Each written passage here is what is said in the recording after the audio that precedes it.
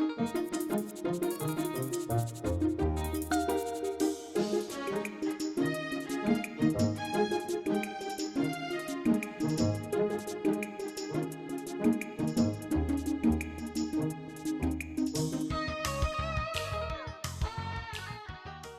right, it's 7:18 on January 9th, and we're calling this meeting of the Sherborn Conservation Commission to order. Do a roll call. Who is present to begin the meeting? And I can start. Courtney Eck, present. Michael Lesser, present.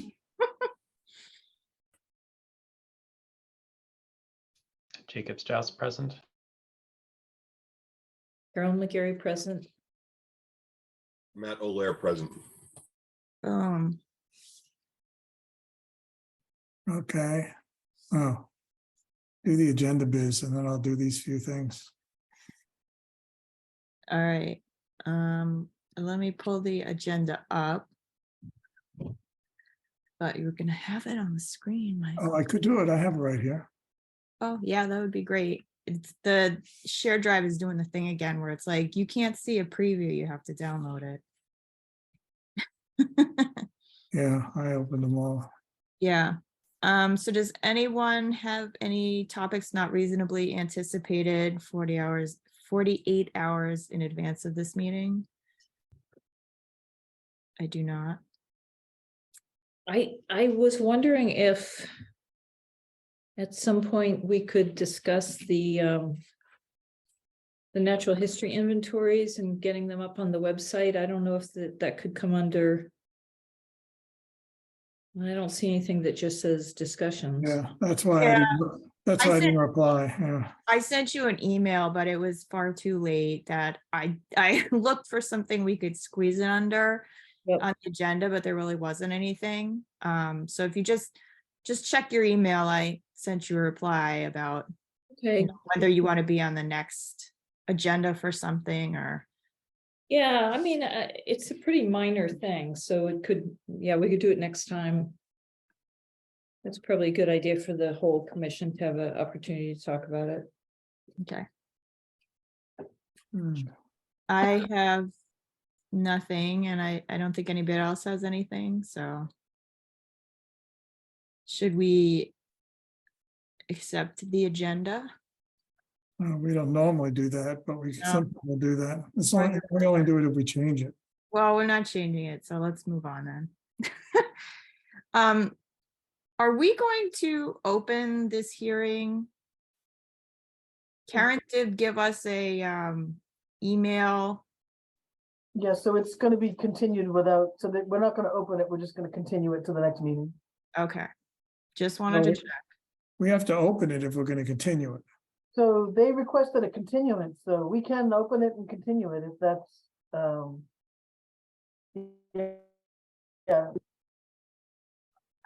yeah. I just don't want to fall into any traps because we didn't open it in time. Because I don't know if she specifically said, and she said continue it, so If they continue it. yeah, I figured I'll just open it and we'll vote to continue. All right, well, so 7:21, we're now a minute late, so notice is hereby given that the Conservation Commission of the town of Sherborn will hold a virtual public hearing at the town hall, sort of, 19 Washington Street, Sherborn, Mass. At 7:20 p.m. on the 19th day of January.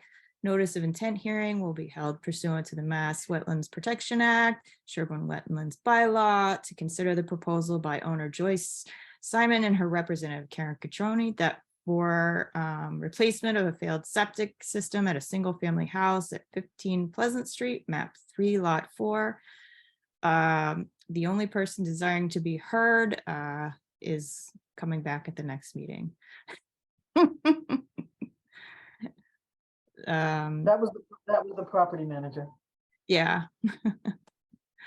All right. So I think you said there's nothing on the next agenda. So we have, right now we have a blank slate. There's no new filing. Okay, So we can talk about where you want to slot it. So Yeah. so we talked about doing land management. Do you want to do land management at 7:15? I mean, Kelly, well, Well, for Carol, how long did you want for land management inventory? That will only take a few minutes, but if Kelly's gonna do, I think Kelly is planning to talk about something too. So I'd say it might altogether take, I don't know, 20 minutes. all right. So, Is that a real 20 minutes or should it be half an hour? I don't know, maybe half an hour, just to be cautious. yeah, it's hard to know because I don't know what Kelly wants to discuss. I think what he wants to discuss is the idea of having Ted Elliman put together, looking at the inventories and putting together an invasive plant management plan. Or, Ah. Okay, yeah, I don't know, 20 Well, minutes? We always have time to fill in. We'll have minutes next time. Yeah, So we could always make this 7:45 or Yeah. 8 o'clock, because we could always fill in. We'll have stuff to fill in. let's do 7:45. How about that? So 7:15 to 7:45? Well, I 7, mean, 7:15 to 8 o'clock, you mean? 7:45 for the hearing. Yeah, Okay, that gives 7:45. us half an hour, right? Okay, And land management, 7:20. Right. all right. Or, yeah, that works.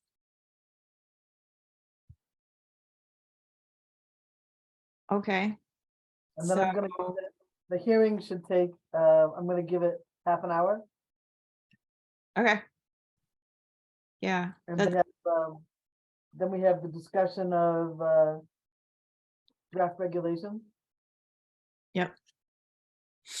I don't think we need to do the agenda now. Let's keep. All right, moving. so I move that we continue this hearing to 7:45 on oh my God, February 2nd, Groundhog Day. Second. Yeah. Any discussion?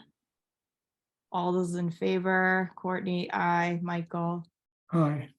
Carol, I, Jacob, Aye. Matt, Aye. awesome. Boom, done. Am I still sharing my screen? You are, we see the forests and trails again. This is announcements. I'm encouraging people to join everybody. The Sherborn Forest and Trail is doing just a bit of a fundraiser combined. I'm not sure how much fundraiser, but a bit of that, as well as getting people together. There's already about, I think, 70 people going. So and we work a lot with Forest and Trail, so I encourage folks to go and buy tickets in advance. Sooner you buy them, it makes it easier for them so they can do a little planning as to how many people are showing up. It was a very nice soiree the last time they had it, and that was like an eon ago before COVID. So All right. So I made the plug. So hopefully you can let them know soon. Then skipping to the warrant. This is the warrant for that we're passing in there. The $1,600, the big ticket item, is part of the work at the Barber Reservation that was done last fall. There's just a lag from when the invoice goes in. So this was as budgeted for the Barber Reservation, basically the mowing of the big fields That is not done by DPW because it's a big task.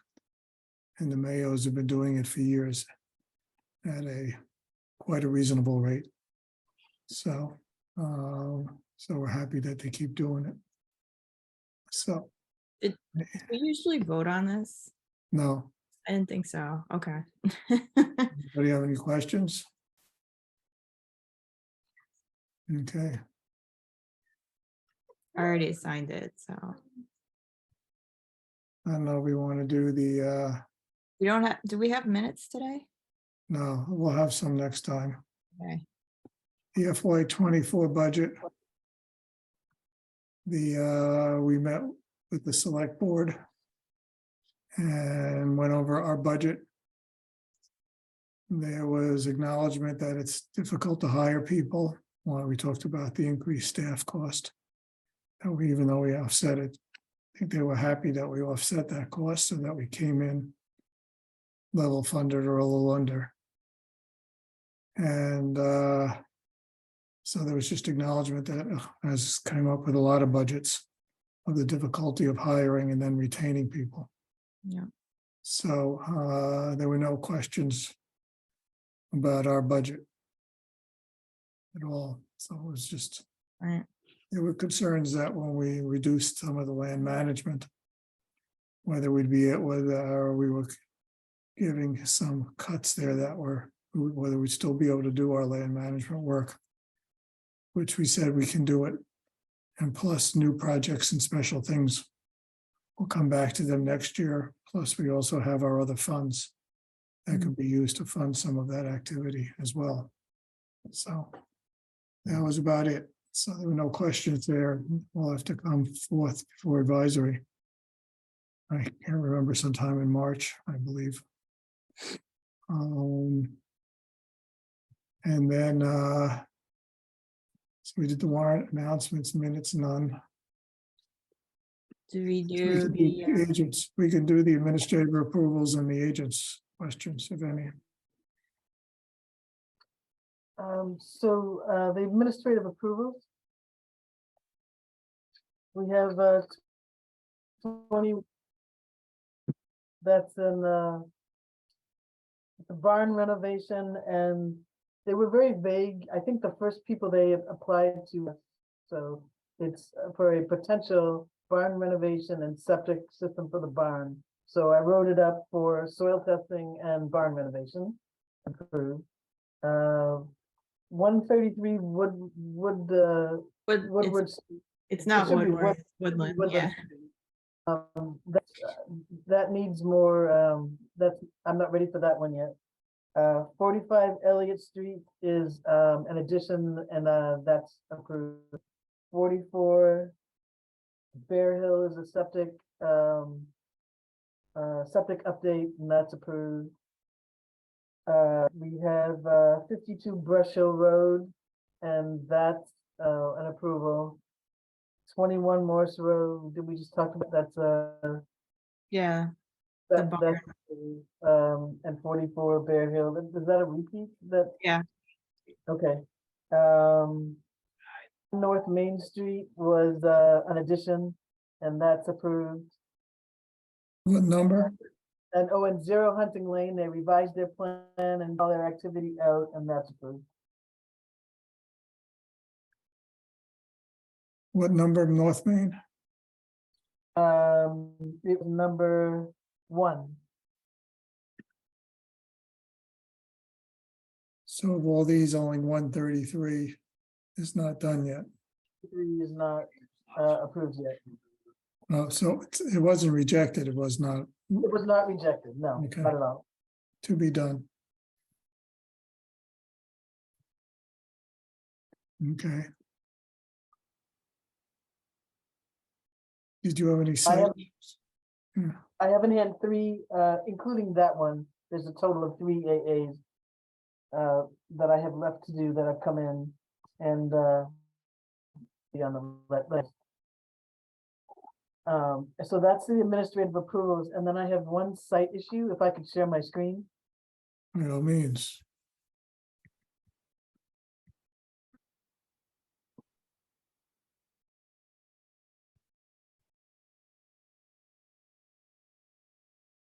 So this is, we did a notice, an order of conditions. Can you see my screen here?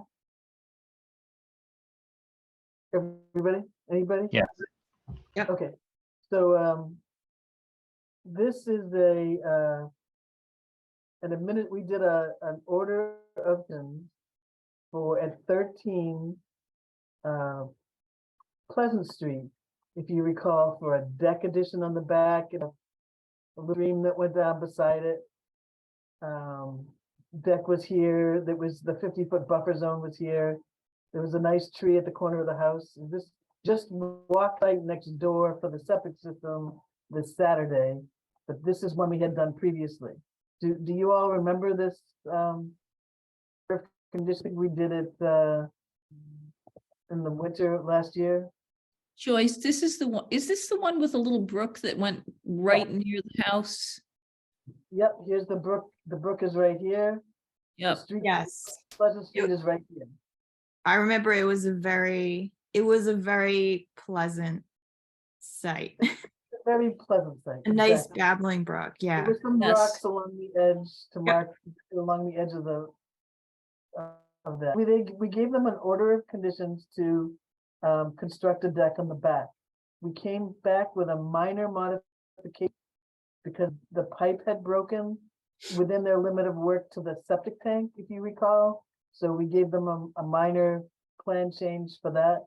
Mhm. And now, and they're still in the midst of what they're doing. They want to put on just a 6-foot wide suspended access way from the deck to the driveway. If you remember, this deck is almost at a floor of a story above the ground here. They want to be able to walk from their deck right to their driveway. Because the ground drops away here, so rather than going down the stairs, they can just walk over to the driveway.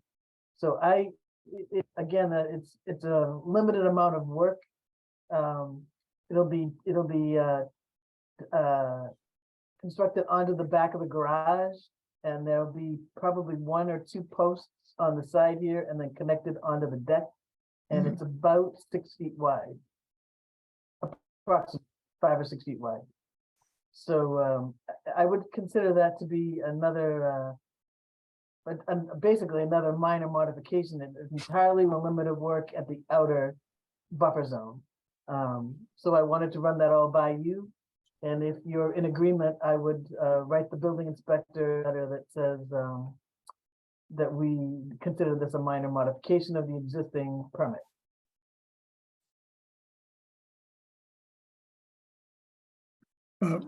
We have to discuss it formally, put it on the agenda, I think.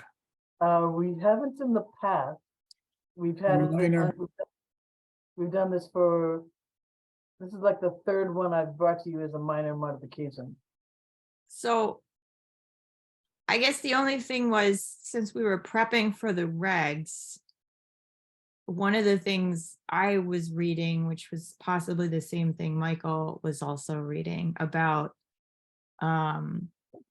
modifications, and I'm brain dead, so you can correct me if I'm thinking of the wrong thing, but there was guidance that we can determine that something is a minor modification and amend the order of conditions, and we had to advertise it.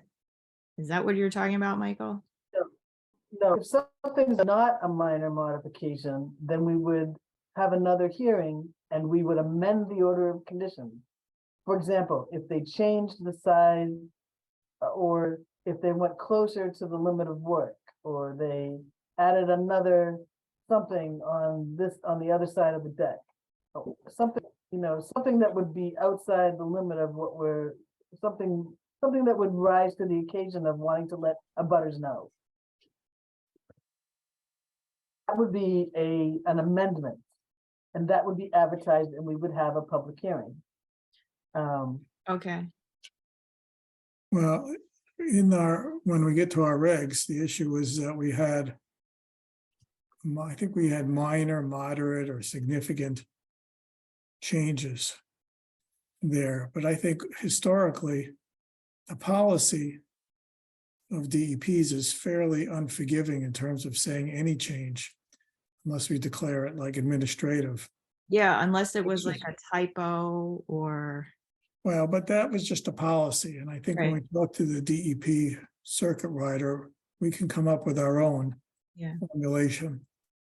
But I think we've always, what we've generally, historically, maybe before my experiences, is that we've had a discussion, it was a discussion item to decide whether it was minor or major.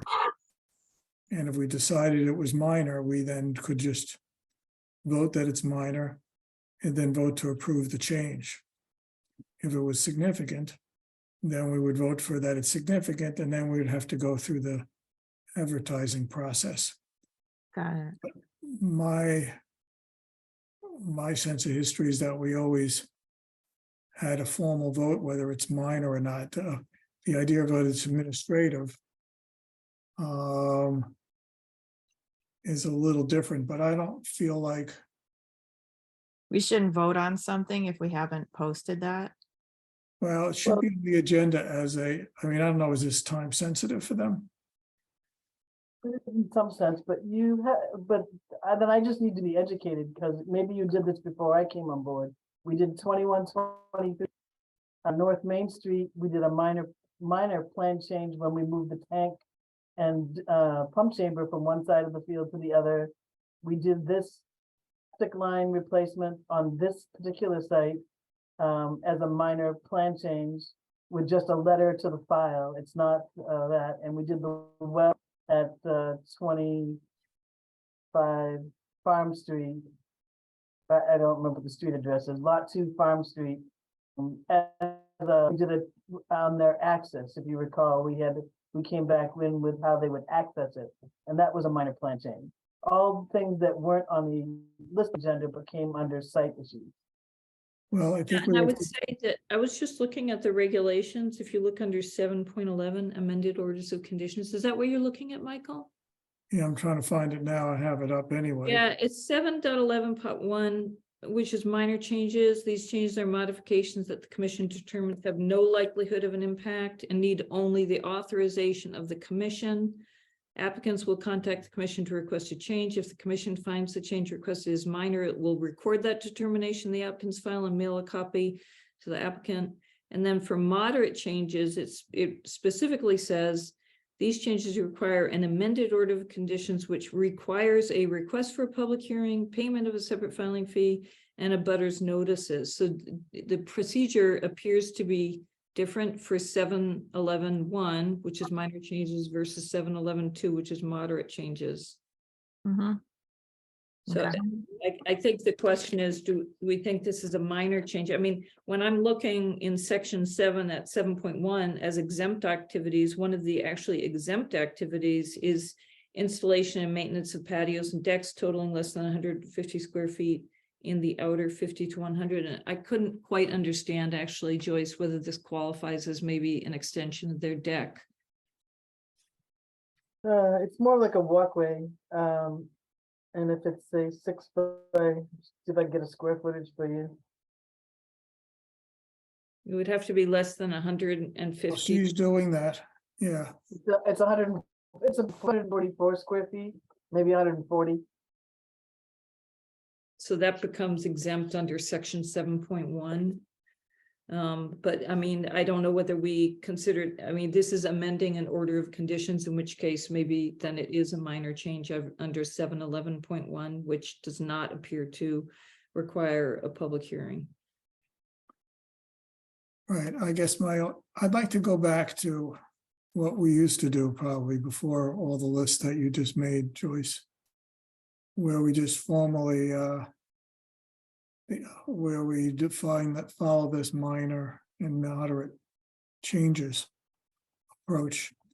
The only question now I'm struggling with is whether historically we had to advertise, put it on the agenda as opposed to just a site issue to make it a minor change. But I could see at this point that right now we just have to decide whether we're going to make it an exemption, or we could, I think at this point we could, if we move that it's minor, even though it's not on the agenda, but under site issues, I'd feel comfortable applying 7.11.1, which I assume you guys can all see on the screen.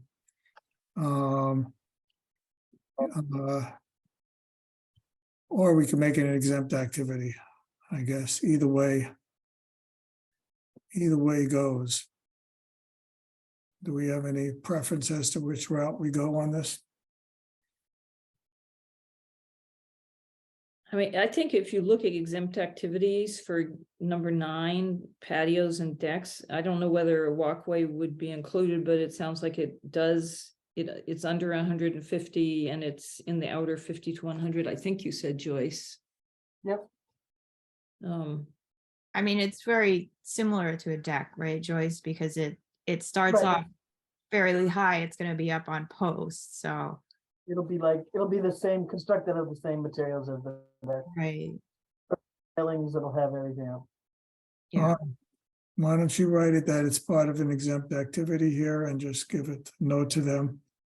And in the future, we just have to go back to this minor, moderate, or significant vote, and then we can make a decision on each thing as it comes in. Yeah. And Better to vote on it. and then we do go back to what we used to do. And we could try to post it under site issues. At least get that particular address on the agenda to the extent possible. So that we can get it a little more formally done. Okay. Any other site issues? No. No. All right. I mean, we've pretty much done everything on the agenda except for drum roll regulations, right? Mhm. So can people read my screen? I'm trying to do side by side with one of the documents of changes and our actual regulations. Michael, can I, before we jump into the details here, and I apologize that I have not spent enough time yet looking at all the documents, but one thing that would be super helpful for me would be simply to go through the documents that are on the drive and quickly talk through what's what, like, I wasn't even sure which, they all have your name kind of as the author, so I wasn't sure what's what. And so that would be helpful for me to just know, okay, for each of these documents, what are they, which ones is the consultant, which ones are your comments? Because I worry about kind of going through these very quickly in the meeting, just looking at your changes and saying, okay, that probably sounds fine without the context of the consultant.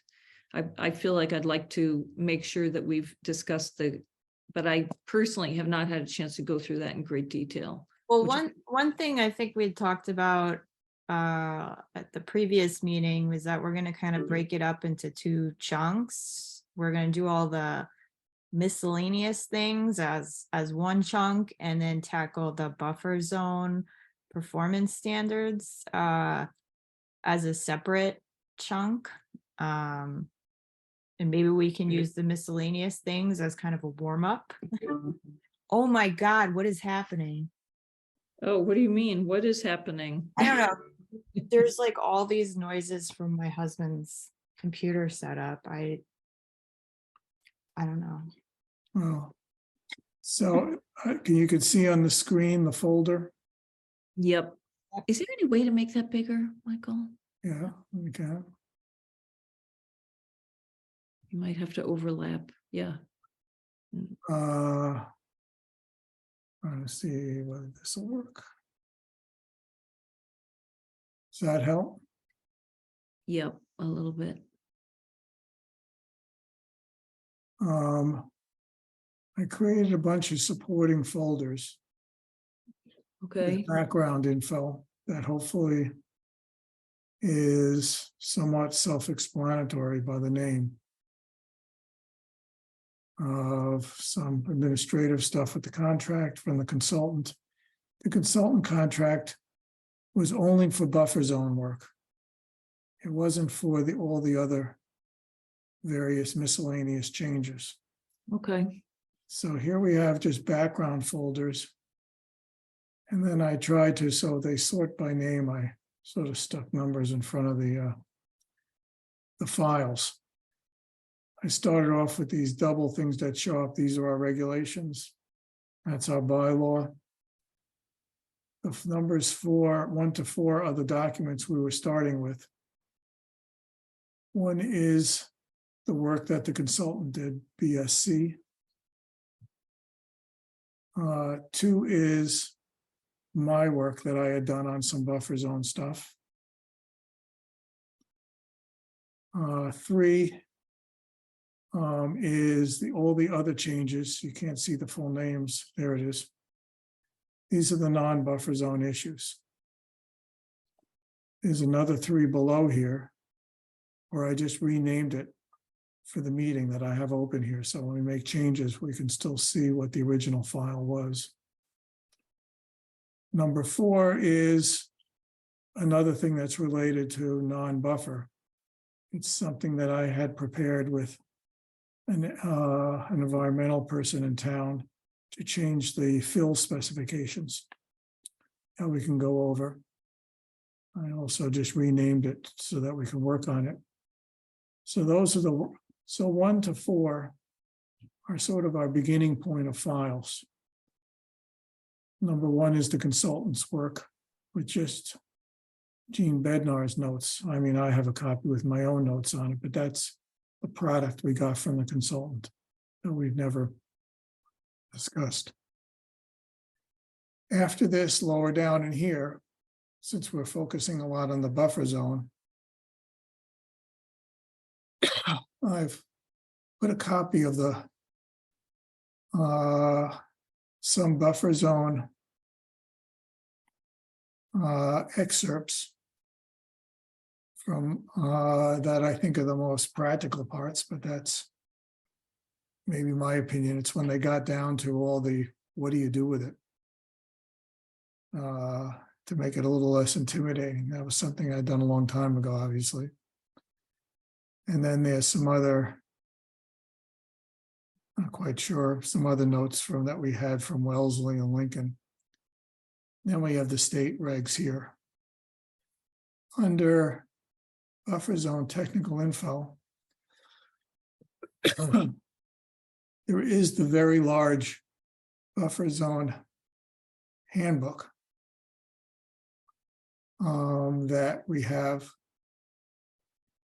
I created a searchable version since we had a PDF one here. But then I just, with my software, created one that's searchable. It's a big document. And then there's some other info. This is a common reference point. This guy Boyd, and this is from the MACC that has some technical stuff on buffer zone. So this big document here was done recruited by MACC. You can read it and look at it. The pieces here, this piece here is when I just you can go see whether you agree, but I think it was the most practical.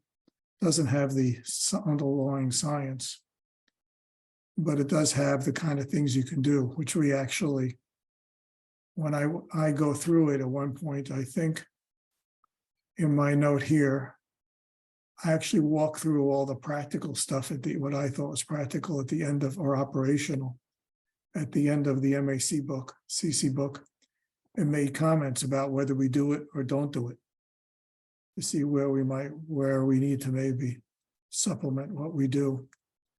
So these things have to be integrated with what the consultant did. And so it overlapped somewhat with what I did. I had done that before that. I'd seen his stuff. This was given to him at some point, I think, before he prepared his thing here. Let's see if I just open it up and prep for next time. I was giving my view of it here, what I thought were the parameters that we might want to play with. But down here, well, maybe I didn't mark it up. Oh, I did some. you could see 3.14 is potential impacts from wetland, the buffer zone. This is from the handbook, where I just copied in that sections, which I thought were the ones that were the summaries of all the major issues. And I made notes about whether the stuff we were doing covered it or not. It's obviously not a simple issue. But this wasn't what we were going to do with tonight. Tonight, we were going to look at the non-buffer. Does that help you meet what you're talking about, Carol? It's very, very helpful. Thank you. And it does remind me that there's a wealth of information and references that, you know, that we can look to, and even before, like when it may be worthwhile, if we have the time, to just have discussions about the resources before we, and now I'm talking about the buffer zone standards, is have some time to discuss the recommendations by the consultant, to discuss whatever, you know, insights we're going to glean from some of the other references before we kind of get down to tackling our own wording. Oh, no, that's exactly what I would agree would be the process. We have to have some discussion of what the things are. I mean, it's an endless thing. It's very hard. He looked at other regs. I did too.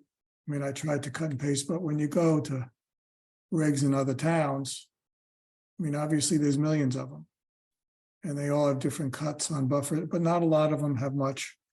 And obviously there's 200 towns, but not a lot of them have buffer zone stuff.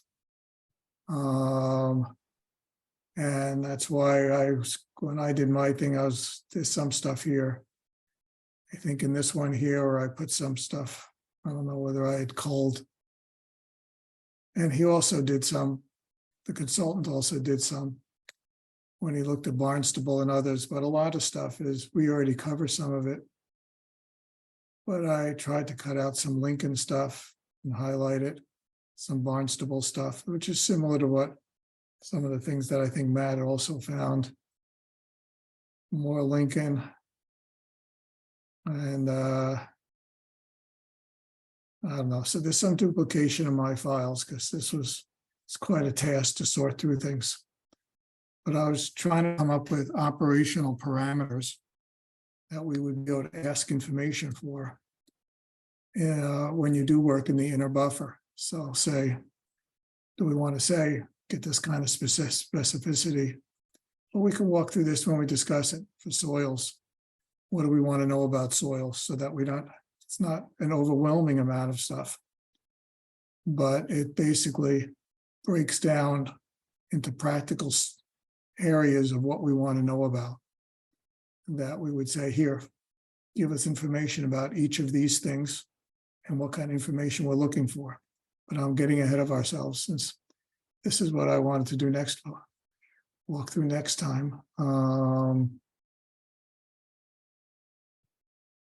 Oops. So what I think I think what you guys talked about. Oops, did I include it? Oh crap, did I delete that file? Or we can start with the fill one. Let's can start with something short and complicated. It sounds like a good idea to me. Let's do something short to warm things up. Here's a file. Is this viewable to people? Big enough? Yeah, I would love it if it is bigger. Can you like make it any bigger? I feel like I'm just peering way into my screen to see I it. was just trying to get it all. I know, I'm trying to figure out how to. Oh no, trying to figure out how to get the ribbon to be smaller. Actually, I want to change the edits to reviewing. Trying to see if I can make this ribbon. Oops, I guess I can't. How's that? Yeah, that helps. What you have here in black is our current regulations. The red are some additions, as well as the purple are more significant additions. And here's even an edit where we were dropping something. I went over this for some of you who might know. Andrea Stiller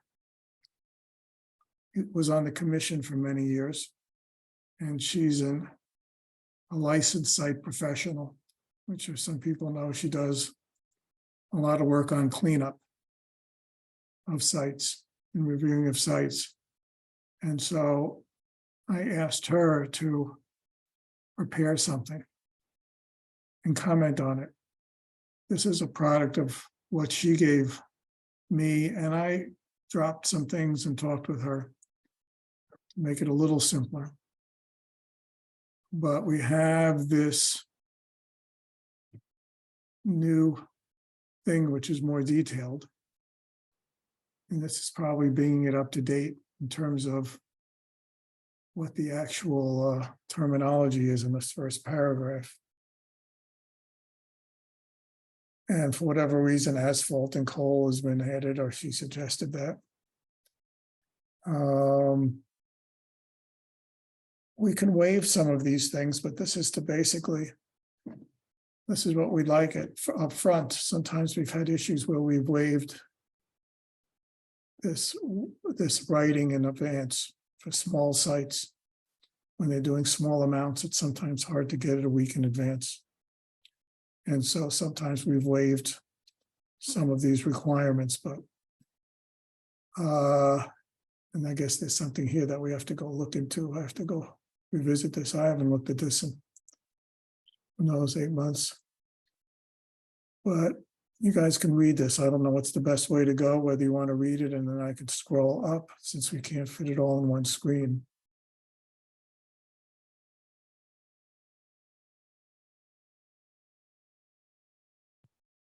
Michael, so the thinking is that the existing wording is black, the red is additions, and then the purple is further additions to the. Correct.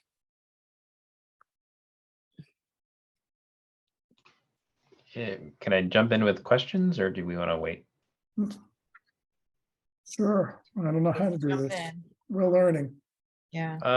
So the sentence around crushed stone, pea stone, and clean and septic will be exempt from the analytic testing requirement. Is the analytical testing requirement that it's talking about the one in the original section up above, or in the new section down that's below there, saying It's all the same. What? Sorry. I think it should be all the same. Well, one says. The one in the original section says the commission reserves the right to require additional testing, but the new section below says if more than 20 cubic yards, then it is required. Then analytical testing is required. Well, that's a decision for us, whether we want to, I mean, we could reword it so that we could say we could move this up and say we require it for X amount or more, and we reserve the right to be able to do it if it's less. Okay.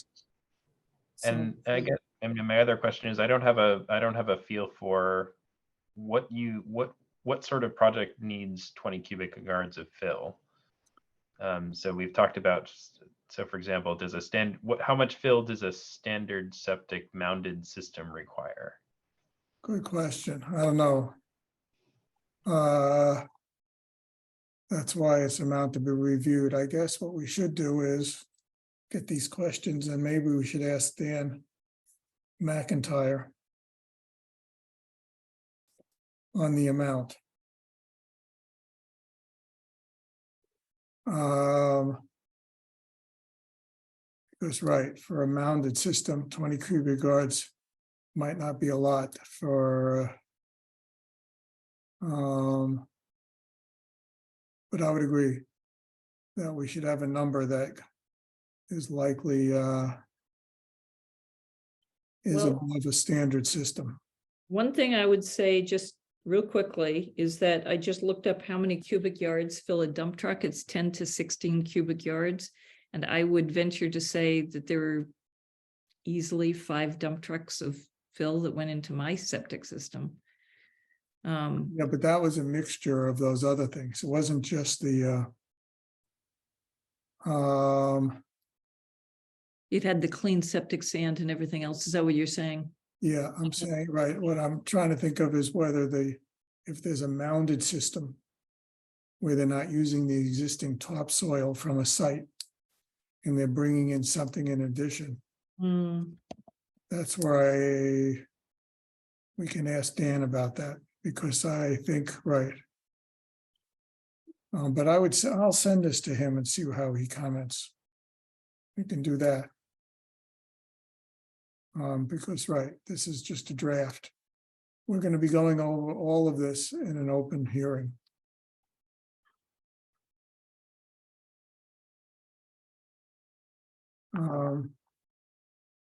Let's see.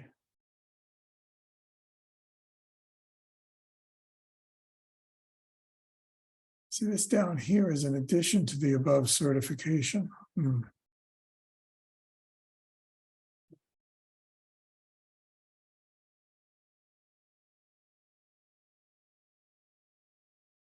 So this is actually in addition. Uh,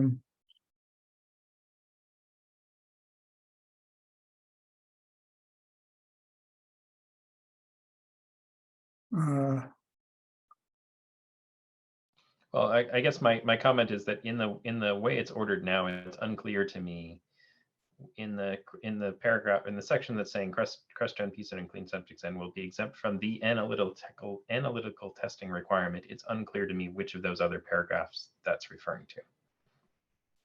You mean this one here? Yes.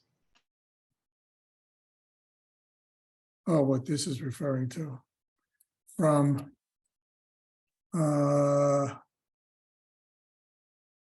Yeah, I agree, because up to then, it's I guess just the question talking is, about it, that it has to whether be. we're exempting it from everything.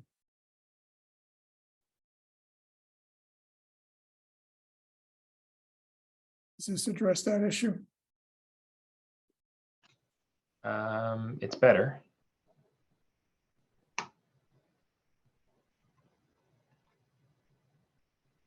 Better enough to move on. How about that? Yeah, this is, I mean, it's still only like a first hack at it, because once we have a idea of what we're gonna do, we'll need to have like a hearing on it. The question is whether crushed stone and pea stone here, now that I read it, is where you go nuts and regs. Whether when she wrote that, whether that is only when it's related to septic, or whether any crushed stone.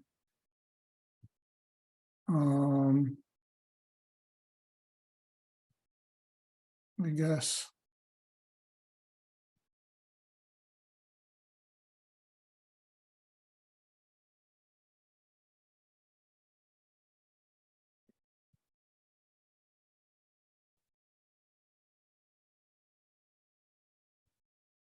Yes, I have to go back to Andrea about it. So we have to clarify.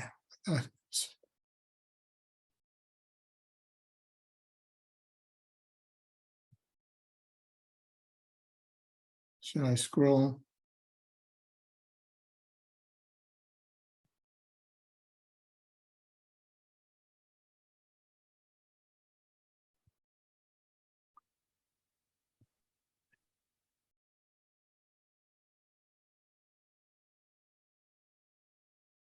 Something wrong here. Yeah, there's something wrong with the grammar of that sentence.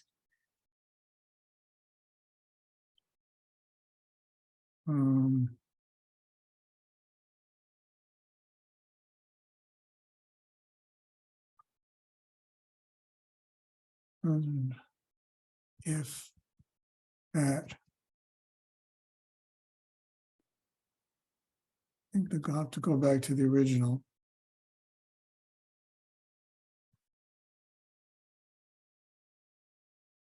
I think this is what it meant. Oops, second, okay.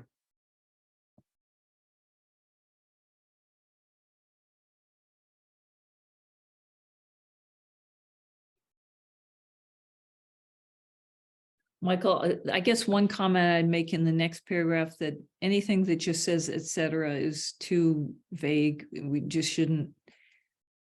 Nobody will know what that means, so we should be precise rather than including et cetera. I agree. And Phil should be lowercase, is- just a nit. Just trying to figure out what's wrong here.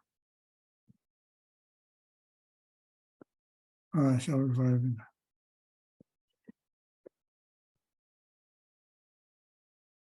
As well as not less than one complete.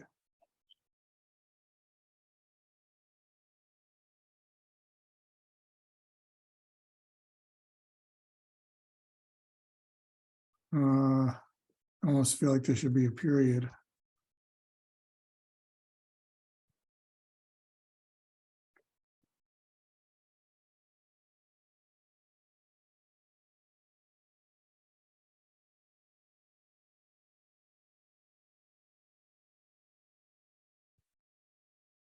So much fun doing regs. I mean, it's fun, but it's kind of, is there anything that's missing here? Erosion, stabilize, washout from participation. And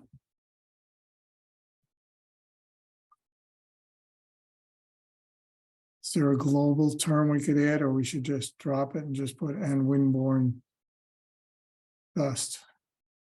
What are we actually trying to avoid here?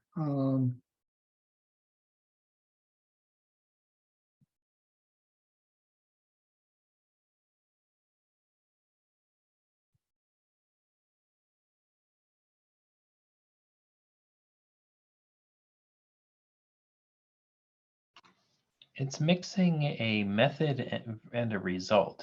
Is that what we want? We want it to stabilize the soil and Right. mitigate erosion from erosion, washout, and windblown dust. But that sentence saying the only method to do that is compacting it.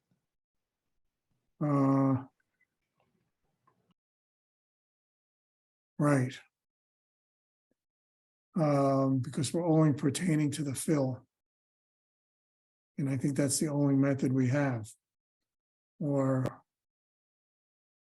does that mean that stabilization by planting or something? Right.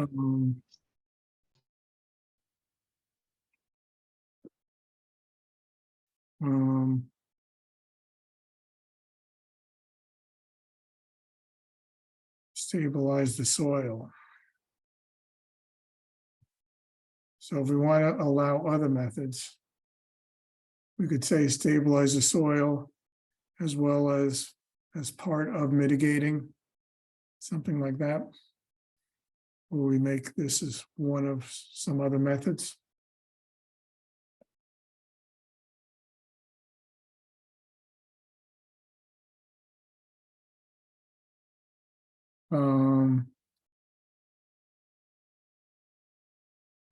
Contribute to the mitigation or whatever. This is what makes more sense. I think the original wording mitigate erosion was more correct. You could say stabilize the soil, mitigate erosion, reduce washout from reduce washout from precipitation and windblown sand or something like that, windblown dust. Yeah, but we don't want to just mitigate the erosion. We want to get rid of it. Okay. Do you want to say eliminate? Sure. Prevent? What? Eliminate or prevent?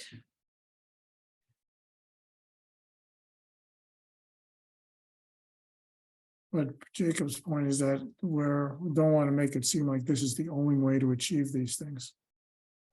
And so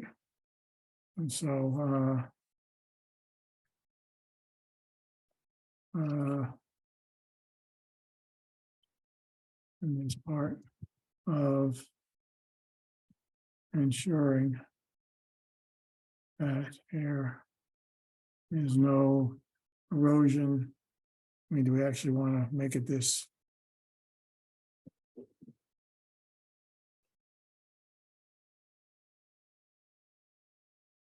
This is what we're getting at, even if it's not the right words.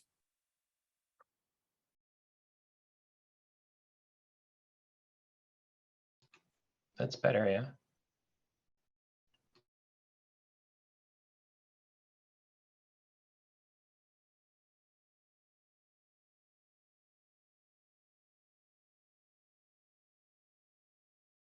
Okay, And just jumping back to the 20 cubic yards question from before. I don't think that is enough to do at least 1 foot of depth of new fill onto a small mounded system. Just looking at an example for that from the meeting minutes folder. So I suspect we'll have to revise that. okay. We will, That's assuming we only want that for larger projects, which right, is an assumption. But yeah, no, we might make it much larger. This is additional.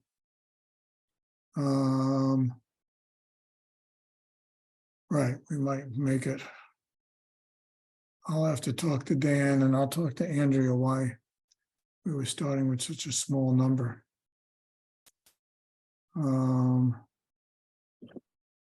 Because it seems, okay. So that number needs to be reviewed and it's on 200 cubic feet. Okay. This has to be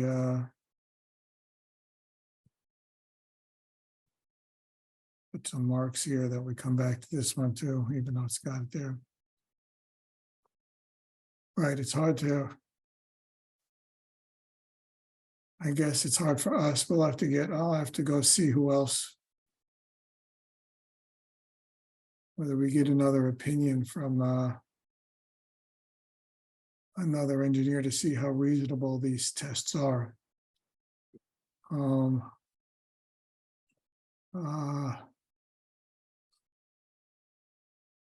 But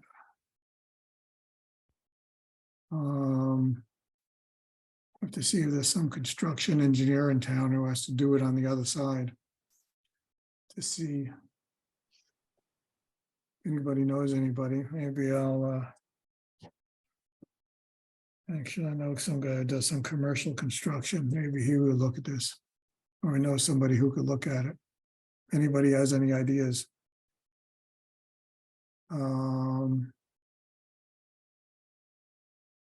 So otherwise, right, I'm just going with one person's opinion here. Are we done enough on this for now? Yep. yep. Well, let me save it. I guess it's automatically saved. I keep forgetting that. Right, okay, I saved it as from the meeting. And I guess today's date here. We got 1-19.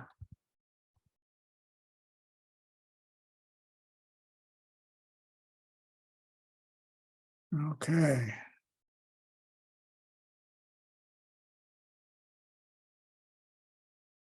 So this is the grab bag of things. I'll go back and forth because it had some comments.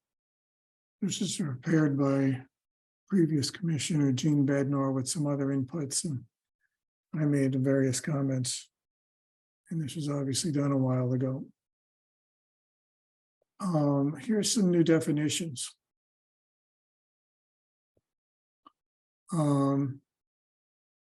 Credible evidence, cumulative effect, those are new terms that are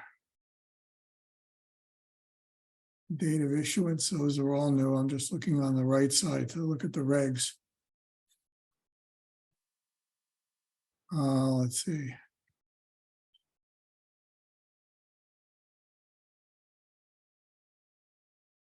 I had an issue grammatically I guess effect and impact are used everywhere in the mass level. I think actually, I can't tell if I remember seeing impact works better from a dictionary. But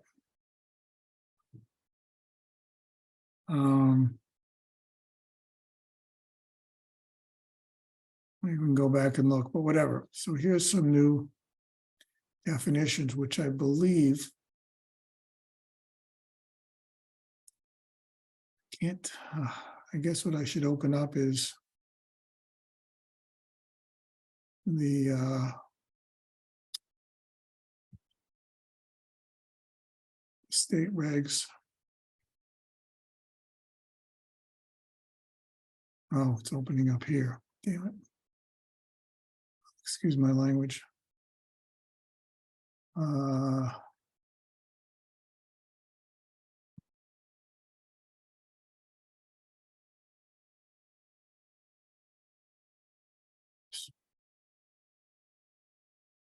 was trying to figure out whether I can keep open here. I'll keep it small. Credible.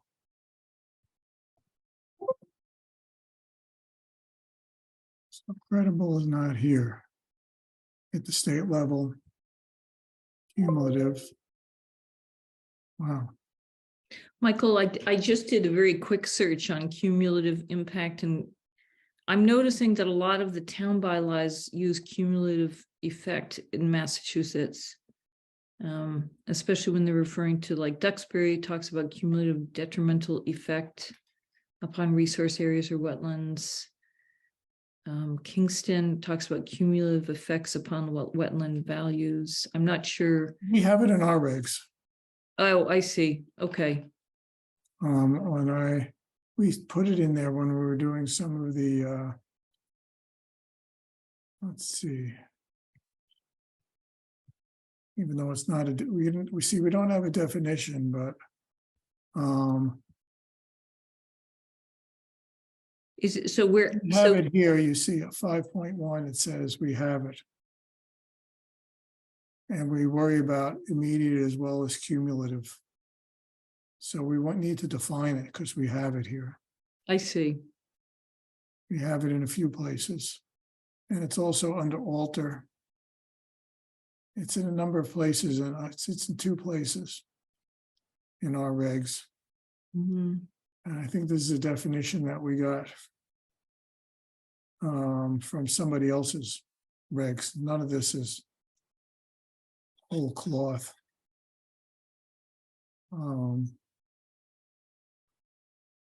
So we don't have to fine tune it perfectly to get through this round, but we have to make sure we have something that we're ready to publish for a public hearing. Yes, I'm not quite sure why.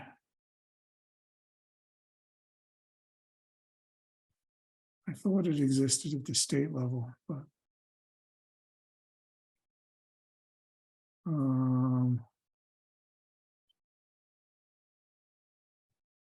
I mean, just from the point of view of reading it, it seems very reasonable, but I don't have a point of comparison for what other towns are saying. well, this is the product. I mean, I've done some look at that, and Jean did some.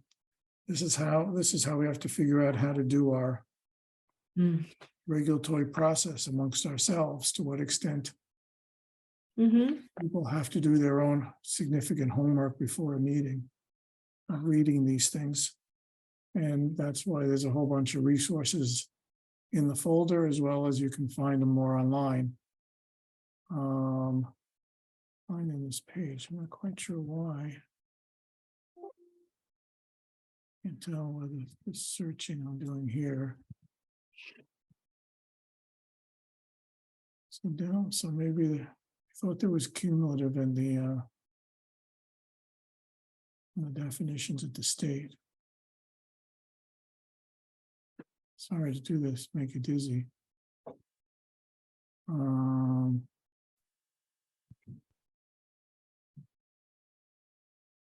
think I'm in definitions yet.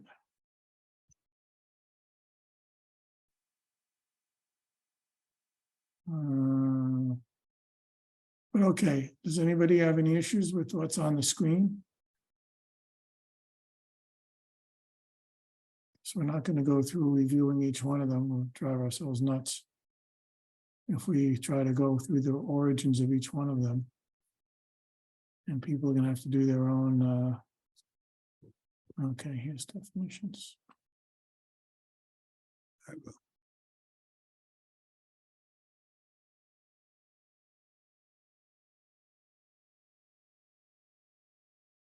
I have a comment on rare species. Sure. Chime in, anybody, anytime. Well, I think I'd like to research a little bit more. I think it's possible you could have rare species that are not officially listed as special concern in Massachusetts. And just want to look at what people are calling rare species, or what's truly considered rare species in Massachusetts. Okay. I'm not proposing any change now, but I think that should be looked at some point, or I'll look. Are you going to take that on? Sure. Yes.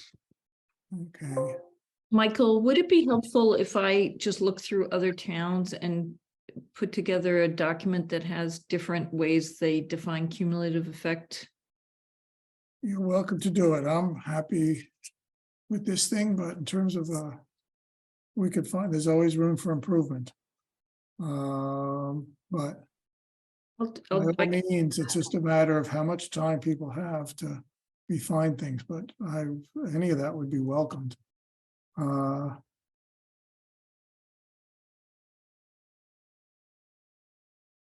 putting a little note that Steve's going to look into this.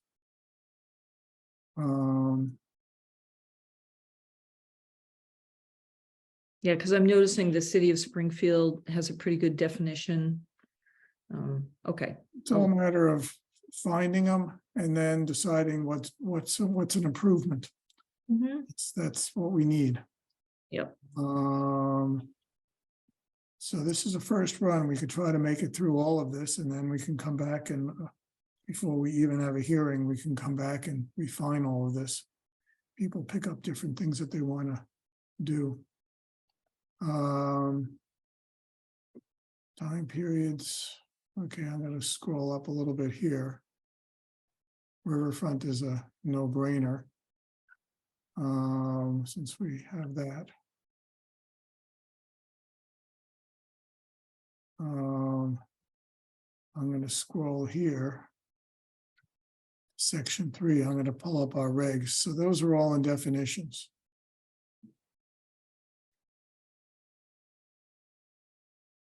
I go to section 3, burden of proof.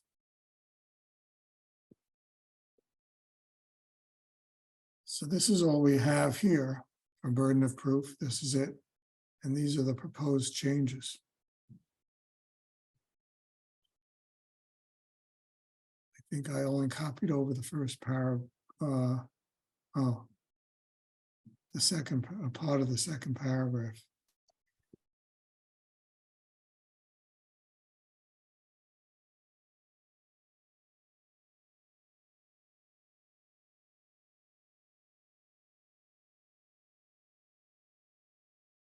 Oh, I guess I made a I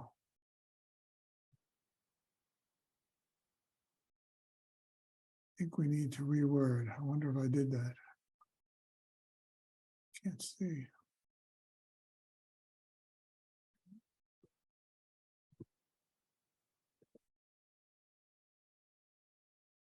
I think I did the rewording that I put here.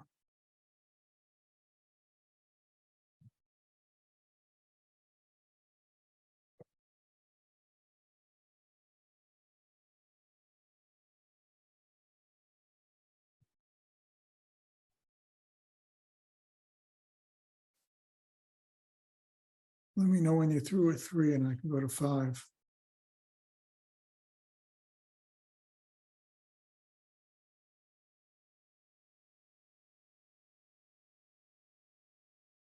I'm not quite sure what activity specific in the burden of proof section is supposed to mean. Yep, I'm kind of puzzled. I might have done that because we regulate activities. All of our permitting is based on activities that are proposed. Sure, it's just the phrasing that is I guess is activity, I'm trying to get at what's specified in the actual permit, but I see what you mean. I'm trying to define this as the, I think if I recall now, it's been a long time. This is what is under in a particular permit application versus what might be cumulative with other things that have been done in the past or might be contemplated in the future. So both. it could be permit specific. So it's saying Applications. something like both specific to the proposed work and cumulative, or something like that.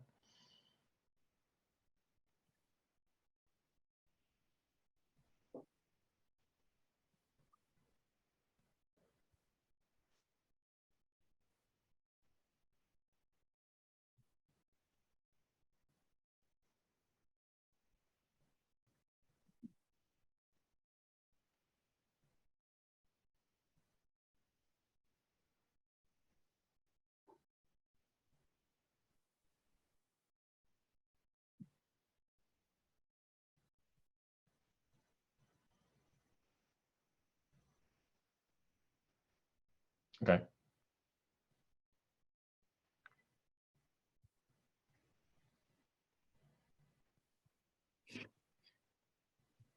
Should I move on to 5? Sure.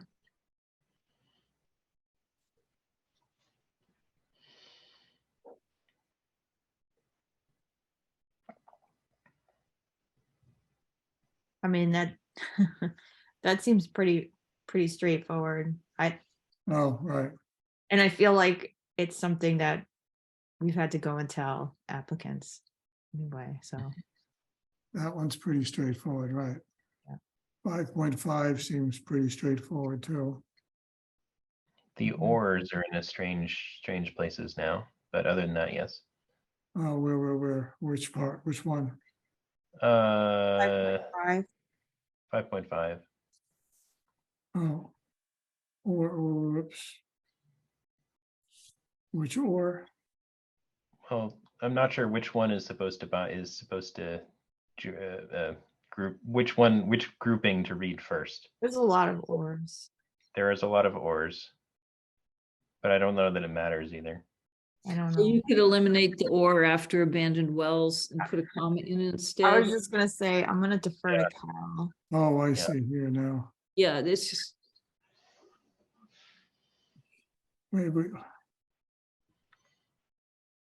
Maybe we should just change it to and.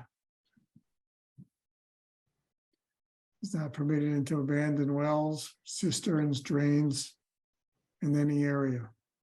Would that be clearer if we just change it to ands? I think or I is would drop the fine. first or and put a comma there is what I would do. Or I guess that's the second one, the middle one in that sentence. Does it make a difference? Should I ask? Let's see, we have a lawyer here. Matt, is there a difference between an and an or in this setting? I agree with Jacob. I think he's right. I think that takes care of the intended meaning better than adding an and. Okay, Jacob But, and but Carol. I'm gonna have to send you a bill, Michael, for that. okay, you do that. You could send me a bill for any amount you want. I'll enjoy hanging it on my wall. I guess I don't need this comma here, or do I need the comma? No, keep that one. Okay, That one's a matter of opinion. yeah, I'm not big on those commas. Strongly held opinion. I would normally drop it, but I will. Let's see, procedures.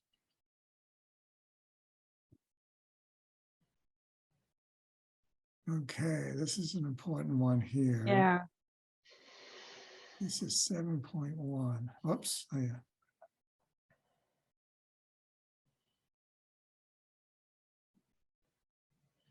Well, oh yeah, so we're adding an exempt activity. Yeah.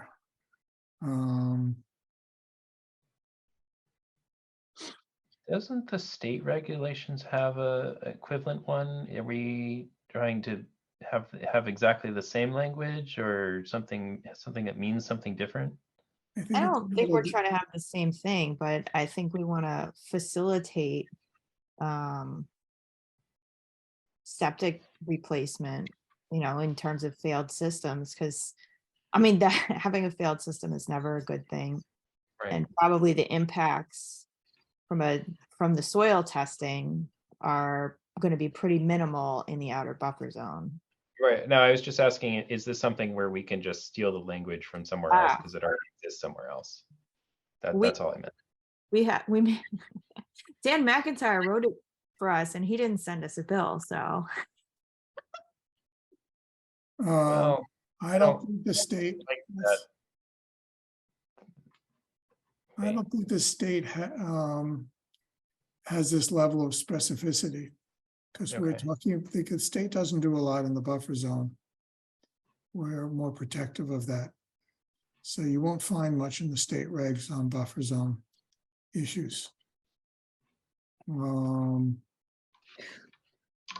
Michael, I have a question about this because I worry about the like previously disturbed buffer zone. We so often when people come to us and say, well, it was previously disturbed, it's now a goldenrod meadow, but it was previously disturbed. I mean, I think I would feel more comfortable if it said like that it was in lawn, for instance. That feels very different to me than saying previously disturbed. Mhm. I see what you mean. Yeah, Or a landscaped area, something like lawn But- or landscaped area. but Landscape even area. if it was not, even if it was, say, like kind of scraggly, if they had been keeping it mowed so it didn't go woody, but I guess part of it is just like, this is for the testing only. I would agree with that, Courtney, except that in my yard, they did 3 tests. They were these big holes. And if that was done in like meadow or a brushy area, that's a disturbance. It's to me. Well, I mean, I don't think we're saying it's not a disturbance. It is. It's going to be a disturbance in the buffer zone, but we're saying that it's in the outer buffer zone. They're not cutting any trees. And frankly, we'd probably just we give the same conditions for all of those pretty much, about stabilization. I don't think there'd be any special conditions, except, there's some call outs here for things like really steep slopes, but I also don't know that people would be doing testing on really steep slopes. I mean, don't we sometimes have them restore it with like native plant mix or something? I mean, I feel more comfortable with what Michael is putting here because, well, again, I just think previously disturbed is so vague and we hear it from various, wetland scientists who are representing landowners. And then I go out to the field and I feel like, that looks pretty natural to me. But if it was a natural area, what would we have them do differently? Well, like I said, we might ask them to carefully regrade it. We might seed with native plant mix. For soil testing, we've never done that, but. The preamble to section 7.1 right now says that any land disturbed by the project to be restored to previous or improved conditions as for any of those exempt activities. Oh, Right up here. that's a good thing to point out. Yeah. I mean, because we can add those things that you're concerned about in some way or another, right? Yeah. We can specify. I mean, if they're not doing it according to what's in our regs, it's not exempt, you know? If they don't restore it, then it's not, and then it's not exempt. So I guess this would turn out to be a administrative approval. Is where this would fall under. Would it? I mean, when it says it's not subject to regulation, yeah, I guess it would be an AA, wouldn't it? Well, I think we'd have to say, because it's listed under exempt activities. I mean, you don't need to come to the commission to say you're planting native trees, right? But I Correct. think to get a building permit, you still need administrative approval. So maybe we needed to have it under the 7.2 instead of 7.1, right? Yeah, but no, administrative approval just says that it's outside of jurisdiction altogether, so I take it back. Well, we could amend that, right? I almost feel like, yeah, some way though, exempt activities isn't the right place to put it because it says they're not subject to regulation. I agree with you, Courtney. I don't know. It's difficult to I mean, wrap the my, problem is, this is a failed system. We're trying to yeah, find a way to cut down the time it takes right. for people to move ahead when they're, because the Board of Health regulations do not allow them to Okay. start doing the permitting without it. I didn't read this right. So it does say in 7.2, I mean, there's a lot of options on that form now that I've signed a few of them, but one of them is it meets the criteria of 7.1. So we could still use the AA for, Right. But 'cause if we that add needs this, something. the only reason they would need the AA is because the Board of Health is going to require it? They require that there's some clearance from the Conservation Commission before Right. they see things. nobody, They like don't want building, it, Board of Health, nobody wants to see it unless we've said we've given it a blessing.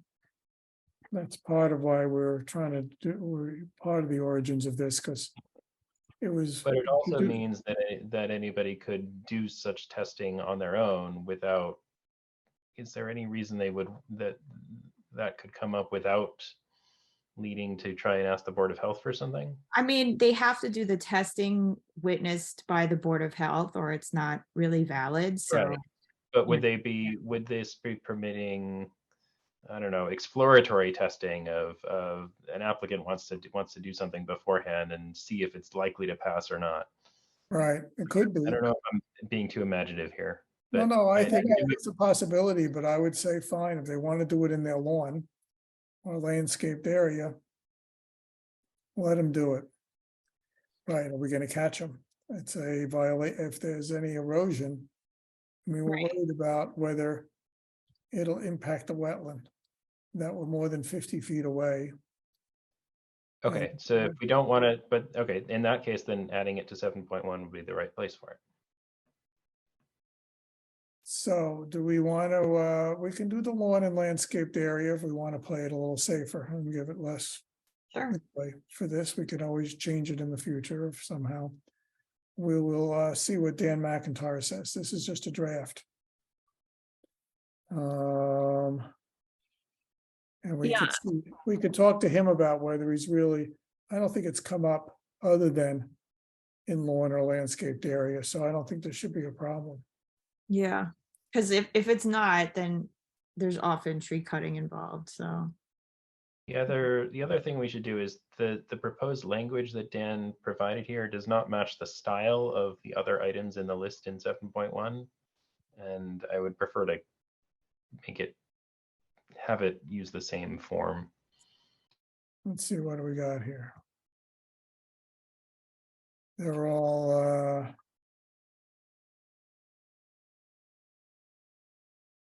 So so for example, it should say soil testing for replacement of an existing failed septic systems and then followed by the conditions or something of that form.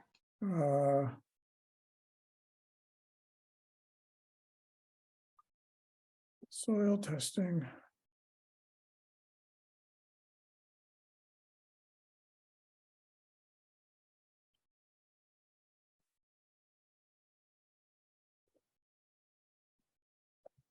I guess it gets a little, but it's. Because like the temporary disturbance. Should it be here, the 50? Or, Yeah, and the outer, the way we describe outer 50 to 100-foot buffer zones is different in the other ones. what do we call it there? Oops, so 50 to 100 there, I see. Outer 50-100 foot.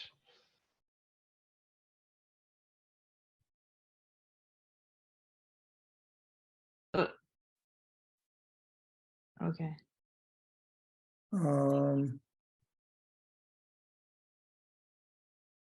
Question, do we need to stick in temporary disturbance somewhere? That should be towards the end. It shouldn't be at the beginning of the sentence. I know, I just want to know where to place it. Sorry, doing this and thinking it's a little.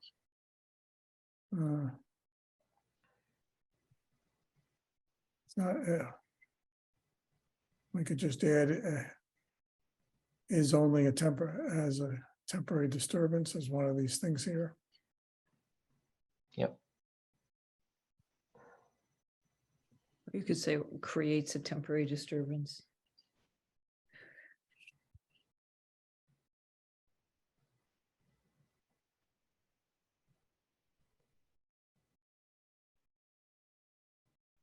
Okay.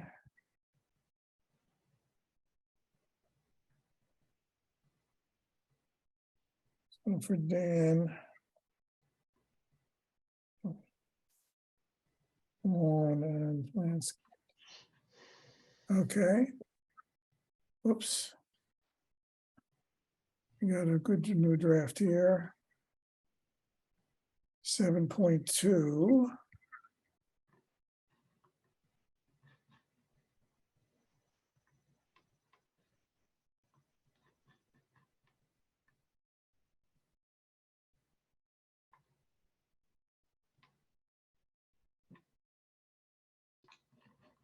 Actually, is number 9 there have essentially a grammar problem where it's talking about the outer 50 to 100-foot buffer zone, installation and maintenance of patios and decks in existing lawn in outer 50 100-foot buffer zone, in the outer 50 to 100-foot buffer zone.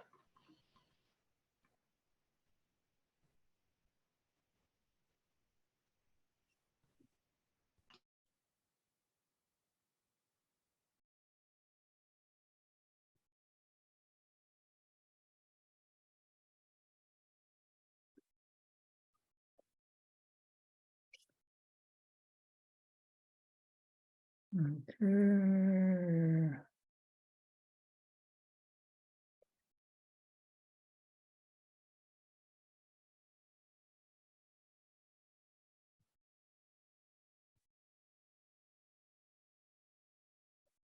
All right. I'm moving it over here. Now I'm going back to suggestion. In the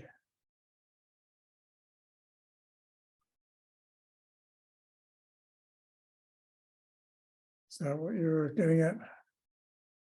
Yep, and then in 12, whatever, I don't really care what it is, but they should be the same when we're saying failed septic system in the outer 50 to 100.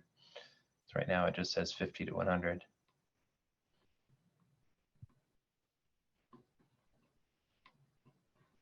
Yep.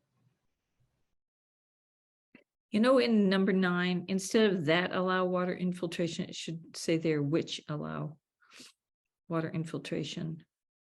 It's kind of referencing back to the patios and decks, but there's a clause in between, so which I think makes it a little clearer. It's totally.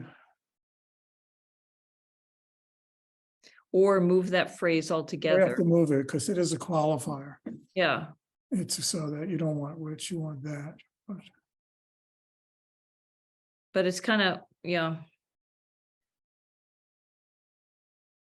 So you might say installation and maintenance of patios and decks that total less than 150 square feet and allow water infiltration. You could do it that way.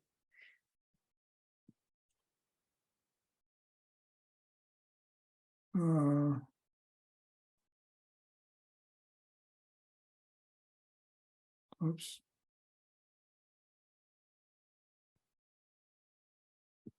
What is it with that? See, I opened a can of worms here. It's all right. This is what it's all about. Doing this regulatory stuff is time consuming.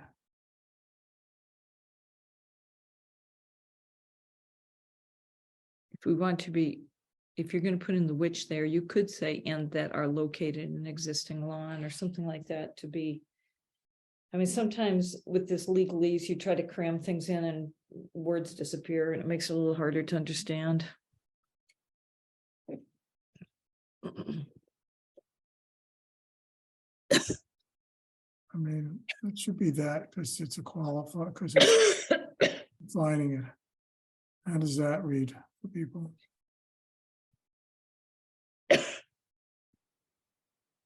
Oops. I guess then the problem is That's why I was suggesting maybe after infiltration, do a comma and then say located in the outer. I was gonna just move this whole thing up to here. Move it all up, decks in the outer buffer zone, that total, and that allow. Yeah. I just move it all up here. Either way. Index. I think located is a little clearer, but Okay, fine.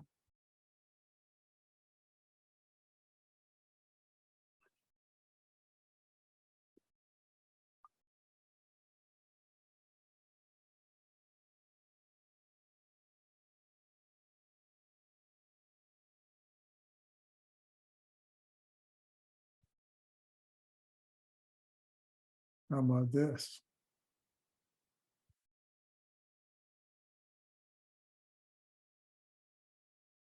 that's pretty, that is very clear. Which is what we want. There's this comment here, should the opening paragraph here exempt activities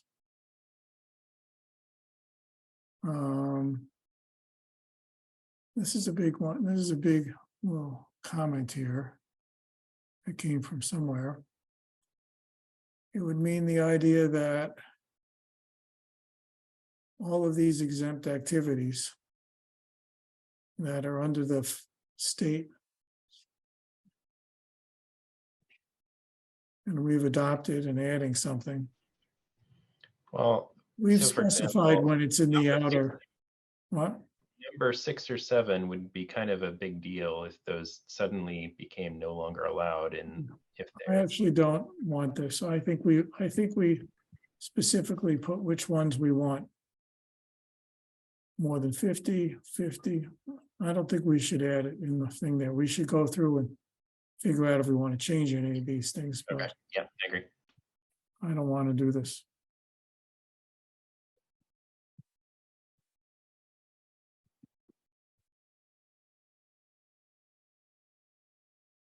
Okay, 7.2. We okay with this?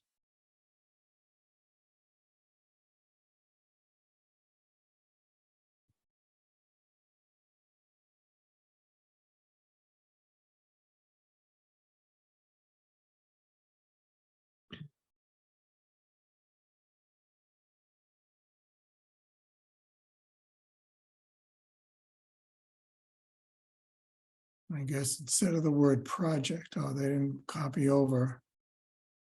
We have determined that a proposed project.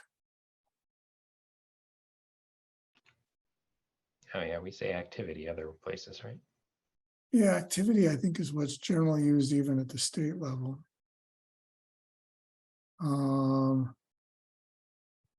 What is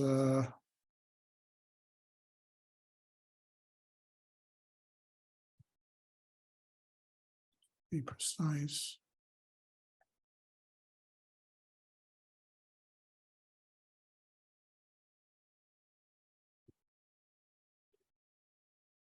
I guess I'm okay with this. Or activities. Well, whatever. I think I'm okay.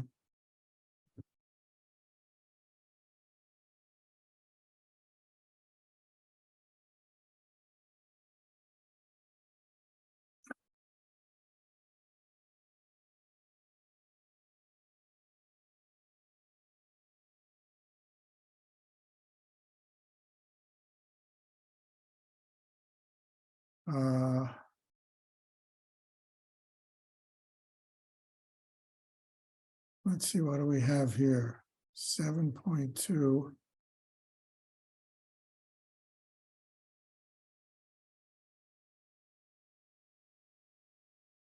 So text in the first paragraph. Site visit may be required. I don't even see where that is. It's at the, whoops, you just moved it. It was up there. At Oh, the, It's up in the top. Yeah. oh, site visit. I see it here. Are there any, is there How any about circum- shall and will? Okay, lawyer time. Okay, Matt, what's the difference between shall and will?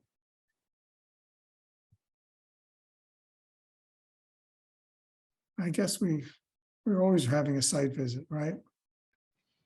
Well, I think it means that you could never approve one unless a site visit has happened. Right. Yeah, Is I there mean, any? Is there That I any? see, but I always had trouble between when people use will and shall, what the difference is. well, will is very dispositive and shall is more subjective, and you can not necessarily subjective, but you know, there's more wiggle room to it. That's a Oh, legal term. really? I'll send you another bill. That's the way the lawyers like it. That's why I see shall everywhere. I always wondered. Is there ever a reason we would want to approve one of these without a site visit? What would that get in our way if we couldn't approve one without a site visit? is that the proposed change, though? It seems like somebody's proposing, what is the proposed change? I'm not quite sure I understand it. Well, there's two. There's one about the one to say there's two proposed changes. One or it's associate or the commission's designee. That we haven't talked about that one yet.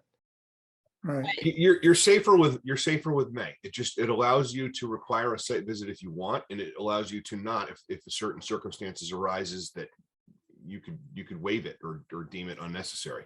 So somebody can't come and say, it only says may, therefore I don't want a site visit. Could somebody say, I'm not going to allow you there to do the site visit? I don't read it like that. I read it as though it's our determination Okay, or the agent's determination. So for example, would we ever want the agent to be able to say, I'm going to have the applicant walk around the property with a video camera and show me what's there and say, okay, I don't need to drive out there. Well, that could be deemed a site visit, Okay, fine. but I could think of a couple of other examples, maybe it's a property that's known to somebody or an issue someone's been dealing with for many years and they're familiar with the property. There's no reason for a shall, I don't think. I may just gives the agent more options. okay, then we're dropping that. Well, what about the other part or the other proposed change or the commission's designee? Oh, yeah. You might want to add that, the commission's Okay. designee. I mean, were they trying to clarify the fact that it says agent or administrator / agent, which I have no idea, like, who is that? Is that the, Well, The we've agent had, is the administrator agent. That's Okay, I'm just trying to figure out how that's the we official job description title. of we the have to agent? undo here. Seems like then we should just choose one of those probably. Let's well, for undo that. example, but we've also had substitute agents and we seem to do so on a regular basis. Does anybody know how you undo something that you've just done? In Word? No, this is But this a is weird weird word. version of Word. Yeah. I don't see it here. No. Okay, fine. I gotta go. I guess I gotta go. Did you try right clicking and see what comes up? That's an idea.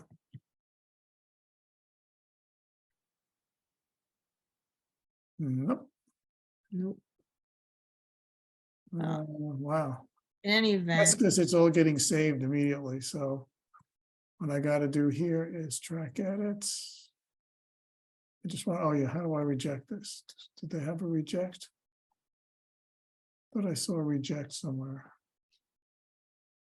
is the Where did it came up? what's the thing with the X over it under reviewing? Next to track changes, Oh, there it is.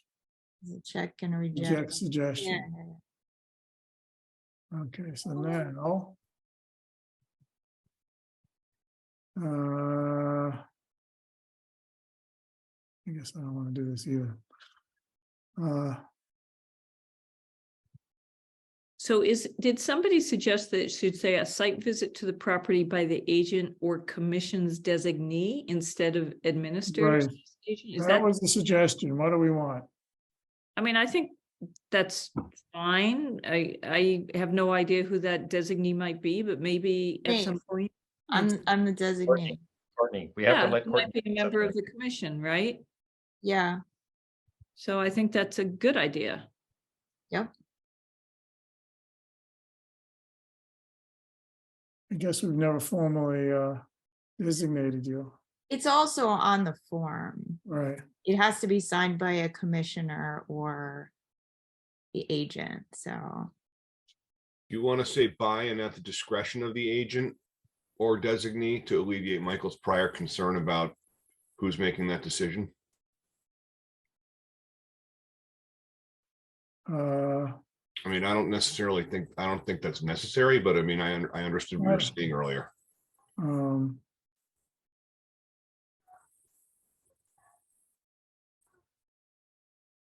I don't care. So,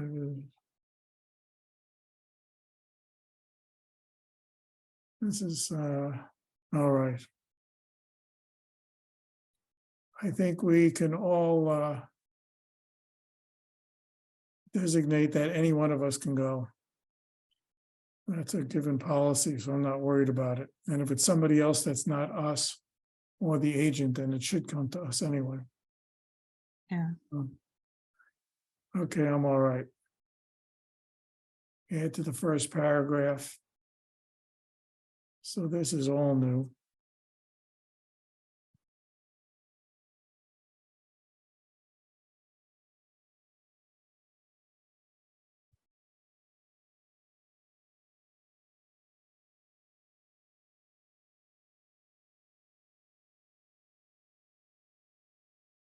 I guess we're okay with 3 years. That's the part for everything.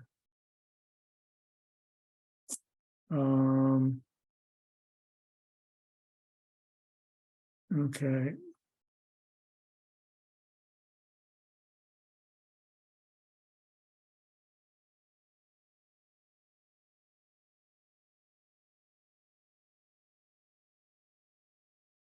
And I say here,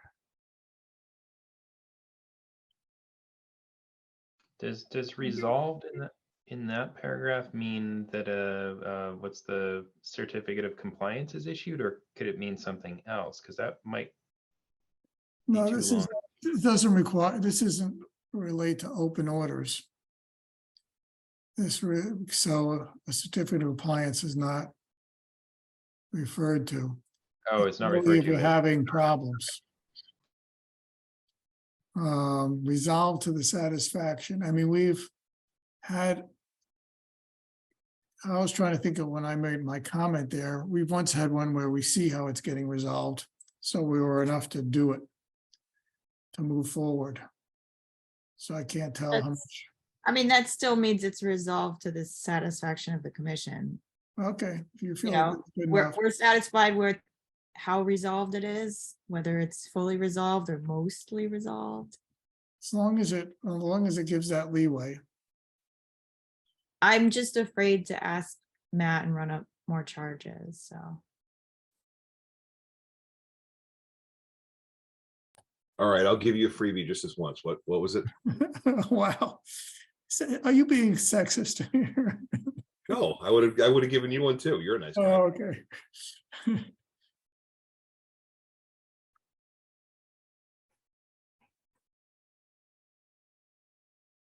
We're just wondering how much wiggle room is in resolved to the satisfaction, whether it doesn't have to be fully resolved. Right, but- I would say whatever we're satisfied with, right?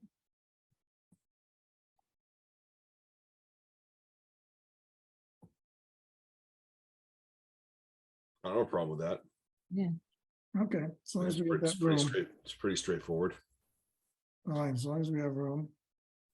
I think I can delete this thread without messing up anything. Okay. Um.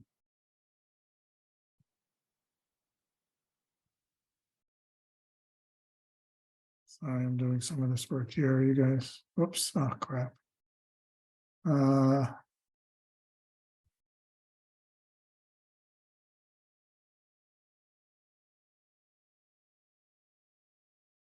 gonna highlight all the changes.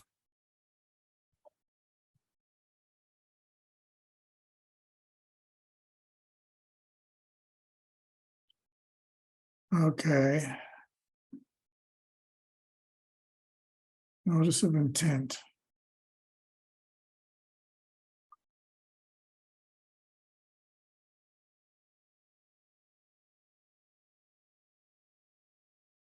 Oops, I'm gonna need to step away for about 3 minutes. I'll be right back. okay. 7.4.9.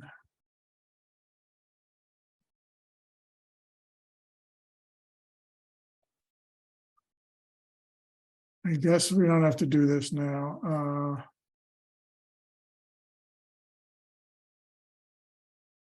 Remove all references.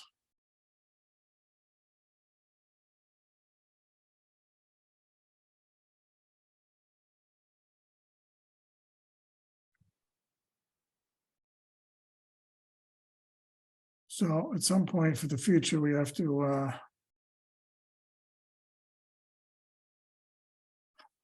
I guess what we're gonna have to do is whether I or somebody will have to take all the stuff here actually. And whether I have to move it into this. In terms of what we publish, do we, this file that we've been working in, whether this is not what we want to publish or give people, whether we want to, whether I should just get a Word document for the regs here and just put in all the track edits here. I think you need to put the track edits on the regs, because otherwise it's gonna be Right. difficult for people to go back. So I'll have to go do that here. So this is to be done really.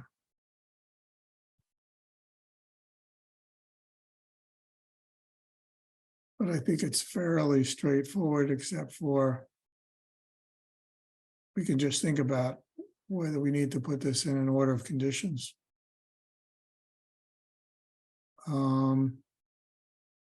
But we should have this anyway as part of our standard work if we ever get a permit, do a permit where they're disturbing more than 1 acre, that they have to do this. So it should just be a standard condition. Mhm.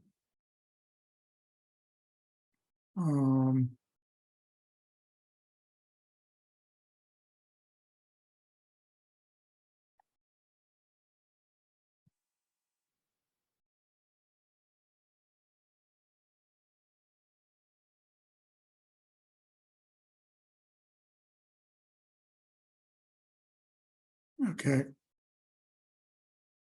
Continuances.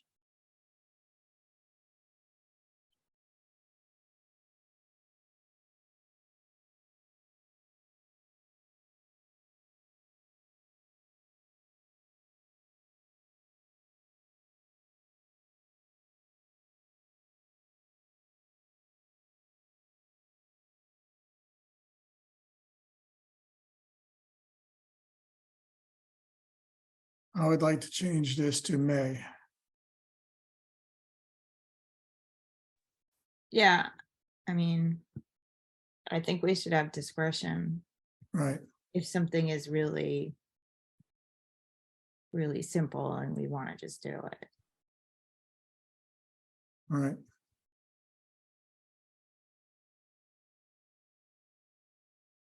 Agreed. Okay.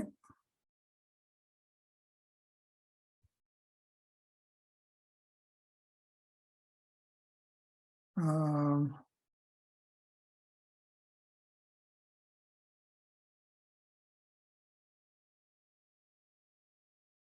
I think they're gonna have to come back to this one, but.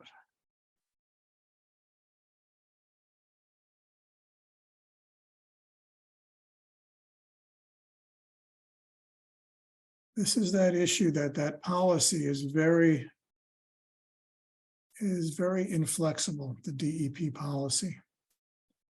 It's almost says almost any change.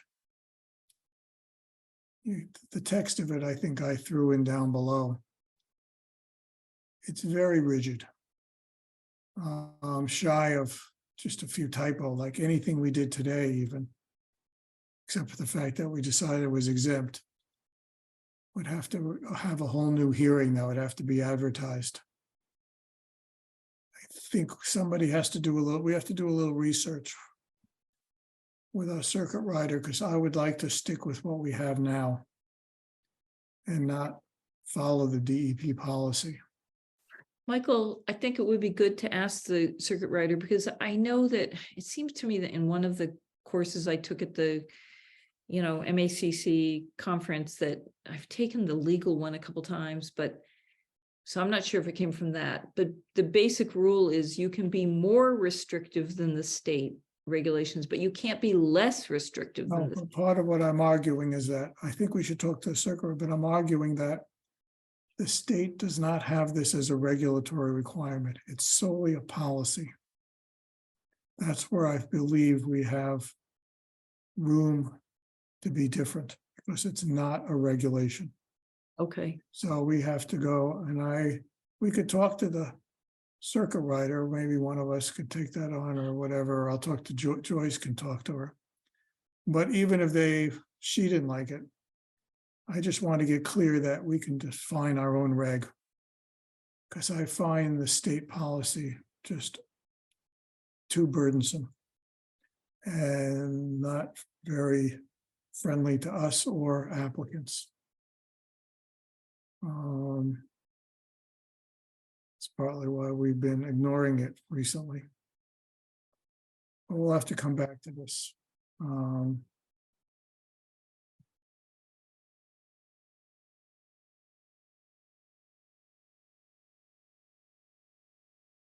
Yeah, that whole thing is saying that the DEP recommends. It's very different from what the regulations say. Exactly. That's why I feel like we can stay with what we have. Which I think is much more reasonable, and it gives us a lot of safeguards. I'm not sure how much time it's even worth. Yeah, I don't think we need to beat it to death tonight if we don't even know how much flexibility we have before. Yeah. And I'm not sure, I mean, how much work we want to go on it. I mean, whether, because it's just a policy. Yeah. I started adding things because I guess I started, oh my God, forgot all about this. Yeah. This was trying to eliminate the minor. Okay, we'll have to come back to this. There's a lot of stuff here. This was somebody was trying to just make it work like the state. And so and I wasn't sure I liked it. But now that I believe that we have more flexibility, then I don't think we need to do any of this. So I would say not coming back to this anymore. Then we're through to green cards 7.8.1.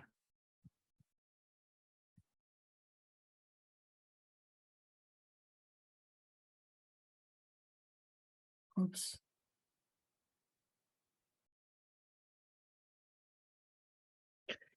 Michael, this 7.1.1, is one of the reasons the state is so strict might be simply to have everything documented. I have no idea why they want to be so strict. I mean, I feel like our process keeps it documented because it'll be part, any changes are part of an open meeting. Yeah, but that doesn't get into, an open meeting doesn't include the documentation on a site plan. We can ask for that. We've asked for that and we've gotten that. Generally, we've gotten that kind of stuff. Yeah, but then does it update the order of conditions so that it becomes a permanent record? I'm not trying to create red tape. I just am trying to think through why the state might be trying to. I would probably say more of it is related to notifying abutters. Is the way I view it. And I would like to think that if we're doing things that what we consider minor are not things that are still within the existing limit of work and not a major activity change, that I would like to think that we don't have to tell all the neighbors. I think it's, I view it as, but if it's moderate, I think we have, what was it, 7? Oh, I'm sorry. I was talking about the 7.1.1 minor changes. I'm sorry. Maybe I wasn't being clear. Right, the minor changes. I think if they're that minor, I think that it still becomes part of the order of conditions because it's amending the order of conditions. I guess I have to go back to. Oh, let's see, 7.1. Okay, it's here. Oops.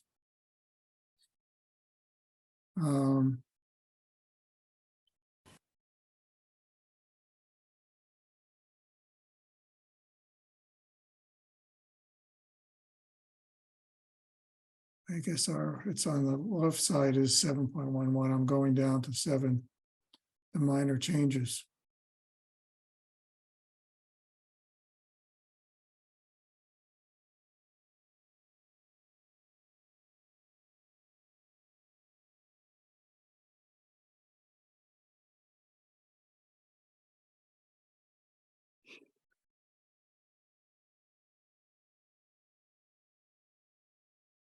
Because we have, once it's not a minor change, really small stuff, we have a public hearing. So my feeling is that we adequately notice the neighbors for anything that's moderate or above. So I feel like we're being fair to the neighbors and then with the minor changes being fair. And I'm not worried about the documentation issue, and that has to be documented then in the order with moderate. It looks guess like that it does, even for minor though, too. It says it will record the determination in the applicant's file. Oh, I guess it's just, yeah. I think we give a lot of protection here with our rule setup, and it's more manageable.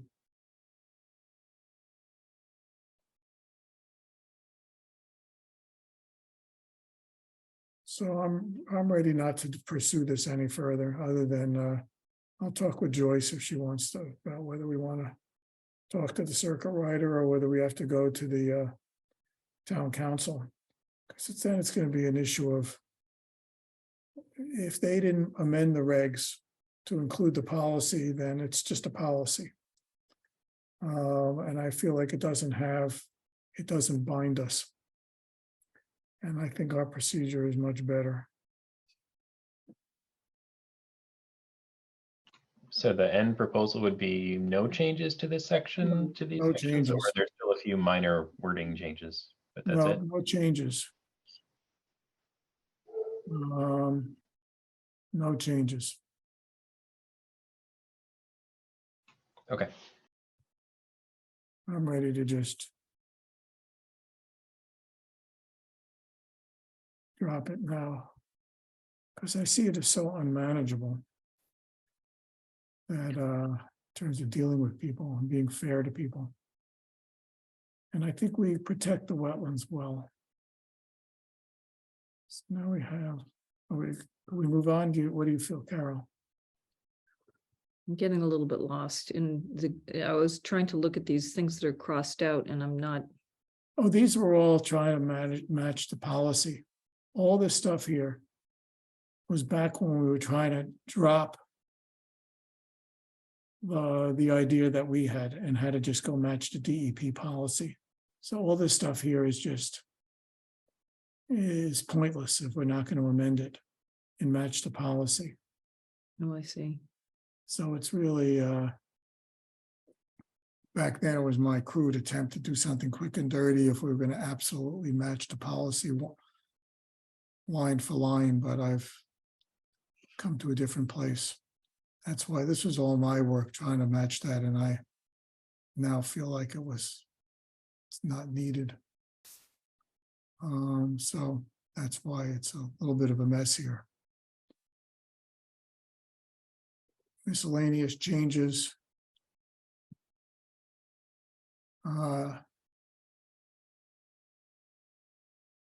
These all make sense, except we have our new question is, do we reference our policy?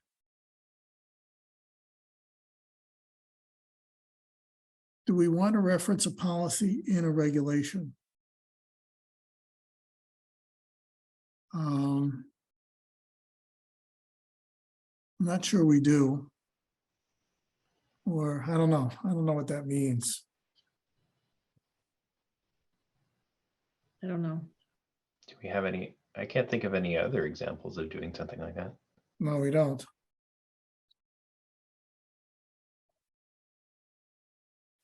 Let's just not do it for now.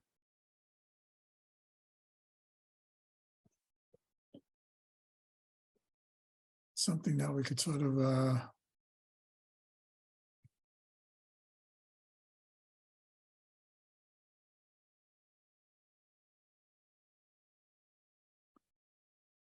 I can talk to Joyce about talking to the circuit rider.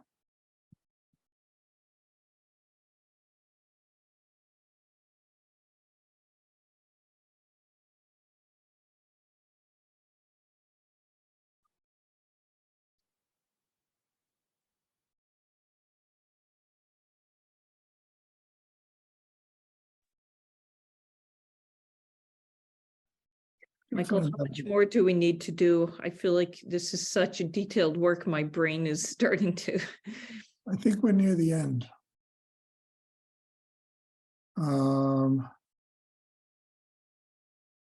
Yeah, this is all, we're at the end. This stuff here we don't have to deal with because it's mainly, this is me going in here and just doing homework or just busy work about matching that an abbreviated notice of intent language to match the notice of intent language, that there's no difference. And then what, just for everybody to realize here, I'm going to skip to this.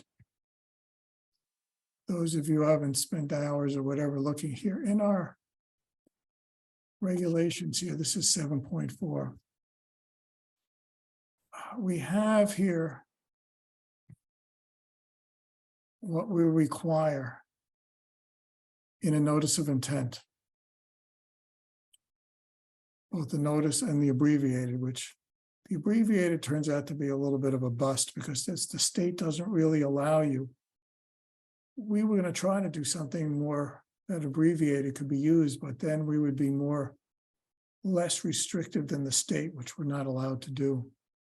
So the abbreviated thing is really kind of useless.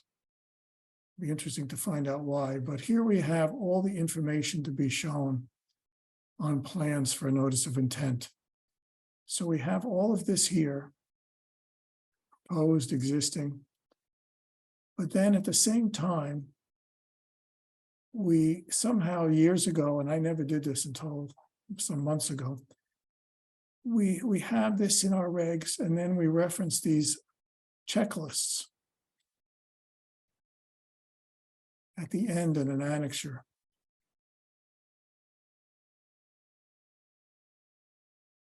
that people do here. Appendix D, worksheets of information to be shown for a notice of intent and on-site plans. There are inconsistencies between what's here and what's above. What I'll go through is, and we don't have to do anything with it tonight, since I already did it.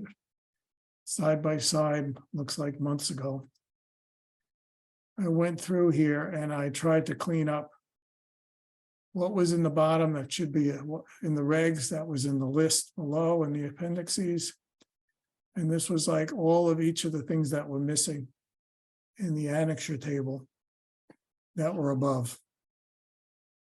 I will take it upon myself to mark up the new regs that we're going to use to work from and make the two sets consistent. And I'll highlight anything, if there's anything new, but I think it was purely a consistency test. Michael, are you sure you weren't a lawyer in another life? This is such a lot of detailed work. Thank you for doing it. All right, I guess a certain, maybe it's more, he asked me if I have obsessive streak, which I guess maybe lawyers could be accused of. I don't know whether lawyers think of themselves that way.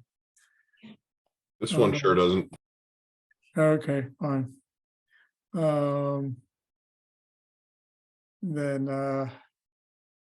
yeah, this is that policy that I decided I didn't like, but I was trying to match. We're done with this document. This stuff is a brain teaser. Can't wait till we get to buffer zone discussions. That'll take us a few meetings to wrestle out the structure of our buffer zone stuff. Okay. It's kind of lucky we didn't have a very full agenda, so we, had the opportunity to go through this in such detail. Yeah, I don't think we have next meeting should be similar. And if we can't do that, we will have to have a special meeting. Depending on how this goes. Michael, can you go back to the list of documents then and tell us like which, what would it be helpful for us to review before the next meeting? What are we going to focus on if you and Courtney have a plan for that? Hold on, let me The get rest rid of of us this. can prepare. Let's see if it's here.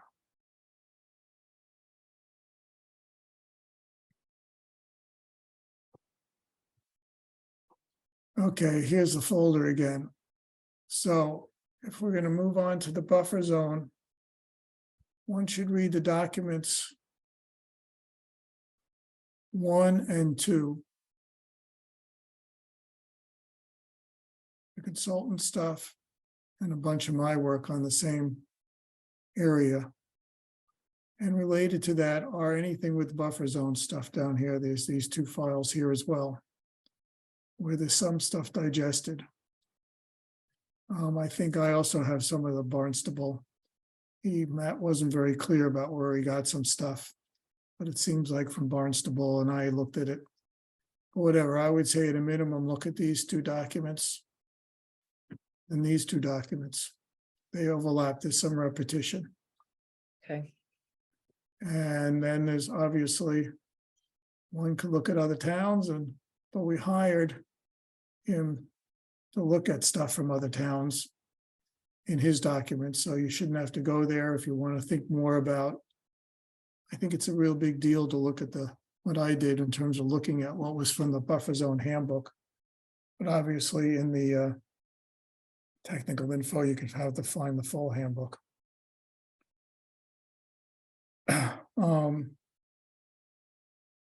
Separated wildlife and planting, but that is sort of going to be related to that too, but there's some other stuff here. How's that? I'm through too. My voice is gone. Yeah, no, thank you. That's helpful for us all to be on the same page. My brain is gone. So Yeah. thank you, Michael, for leading the regulation discussion. Can't tell you whether I'll say my pleasure or not, but Can it's I important move? to get it done. Can I possibly move that we adjourn? Are we there? Yep. I'll second that. Matt, I. Sorry, I just totally went somewhere else for a second. Let's blame the COVID brain. Michael, I. Courtney, I. Goodbye. Steve, I. Did you vote, Carol, besides seconding? Yes, I voted kind of at the same time as Courtney, I think. Oh, we're unanimous. Yeah. We can all have a good night. All Okay, right. everybody. See you on- Onward. See you on Groundhog Day. Hey, Yep. Bye-bye. I.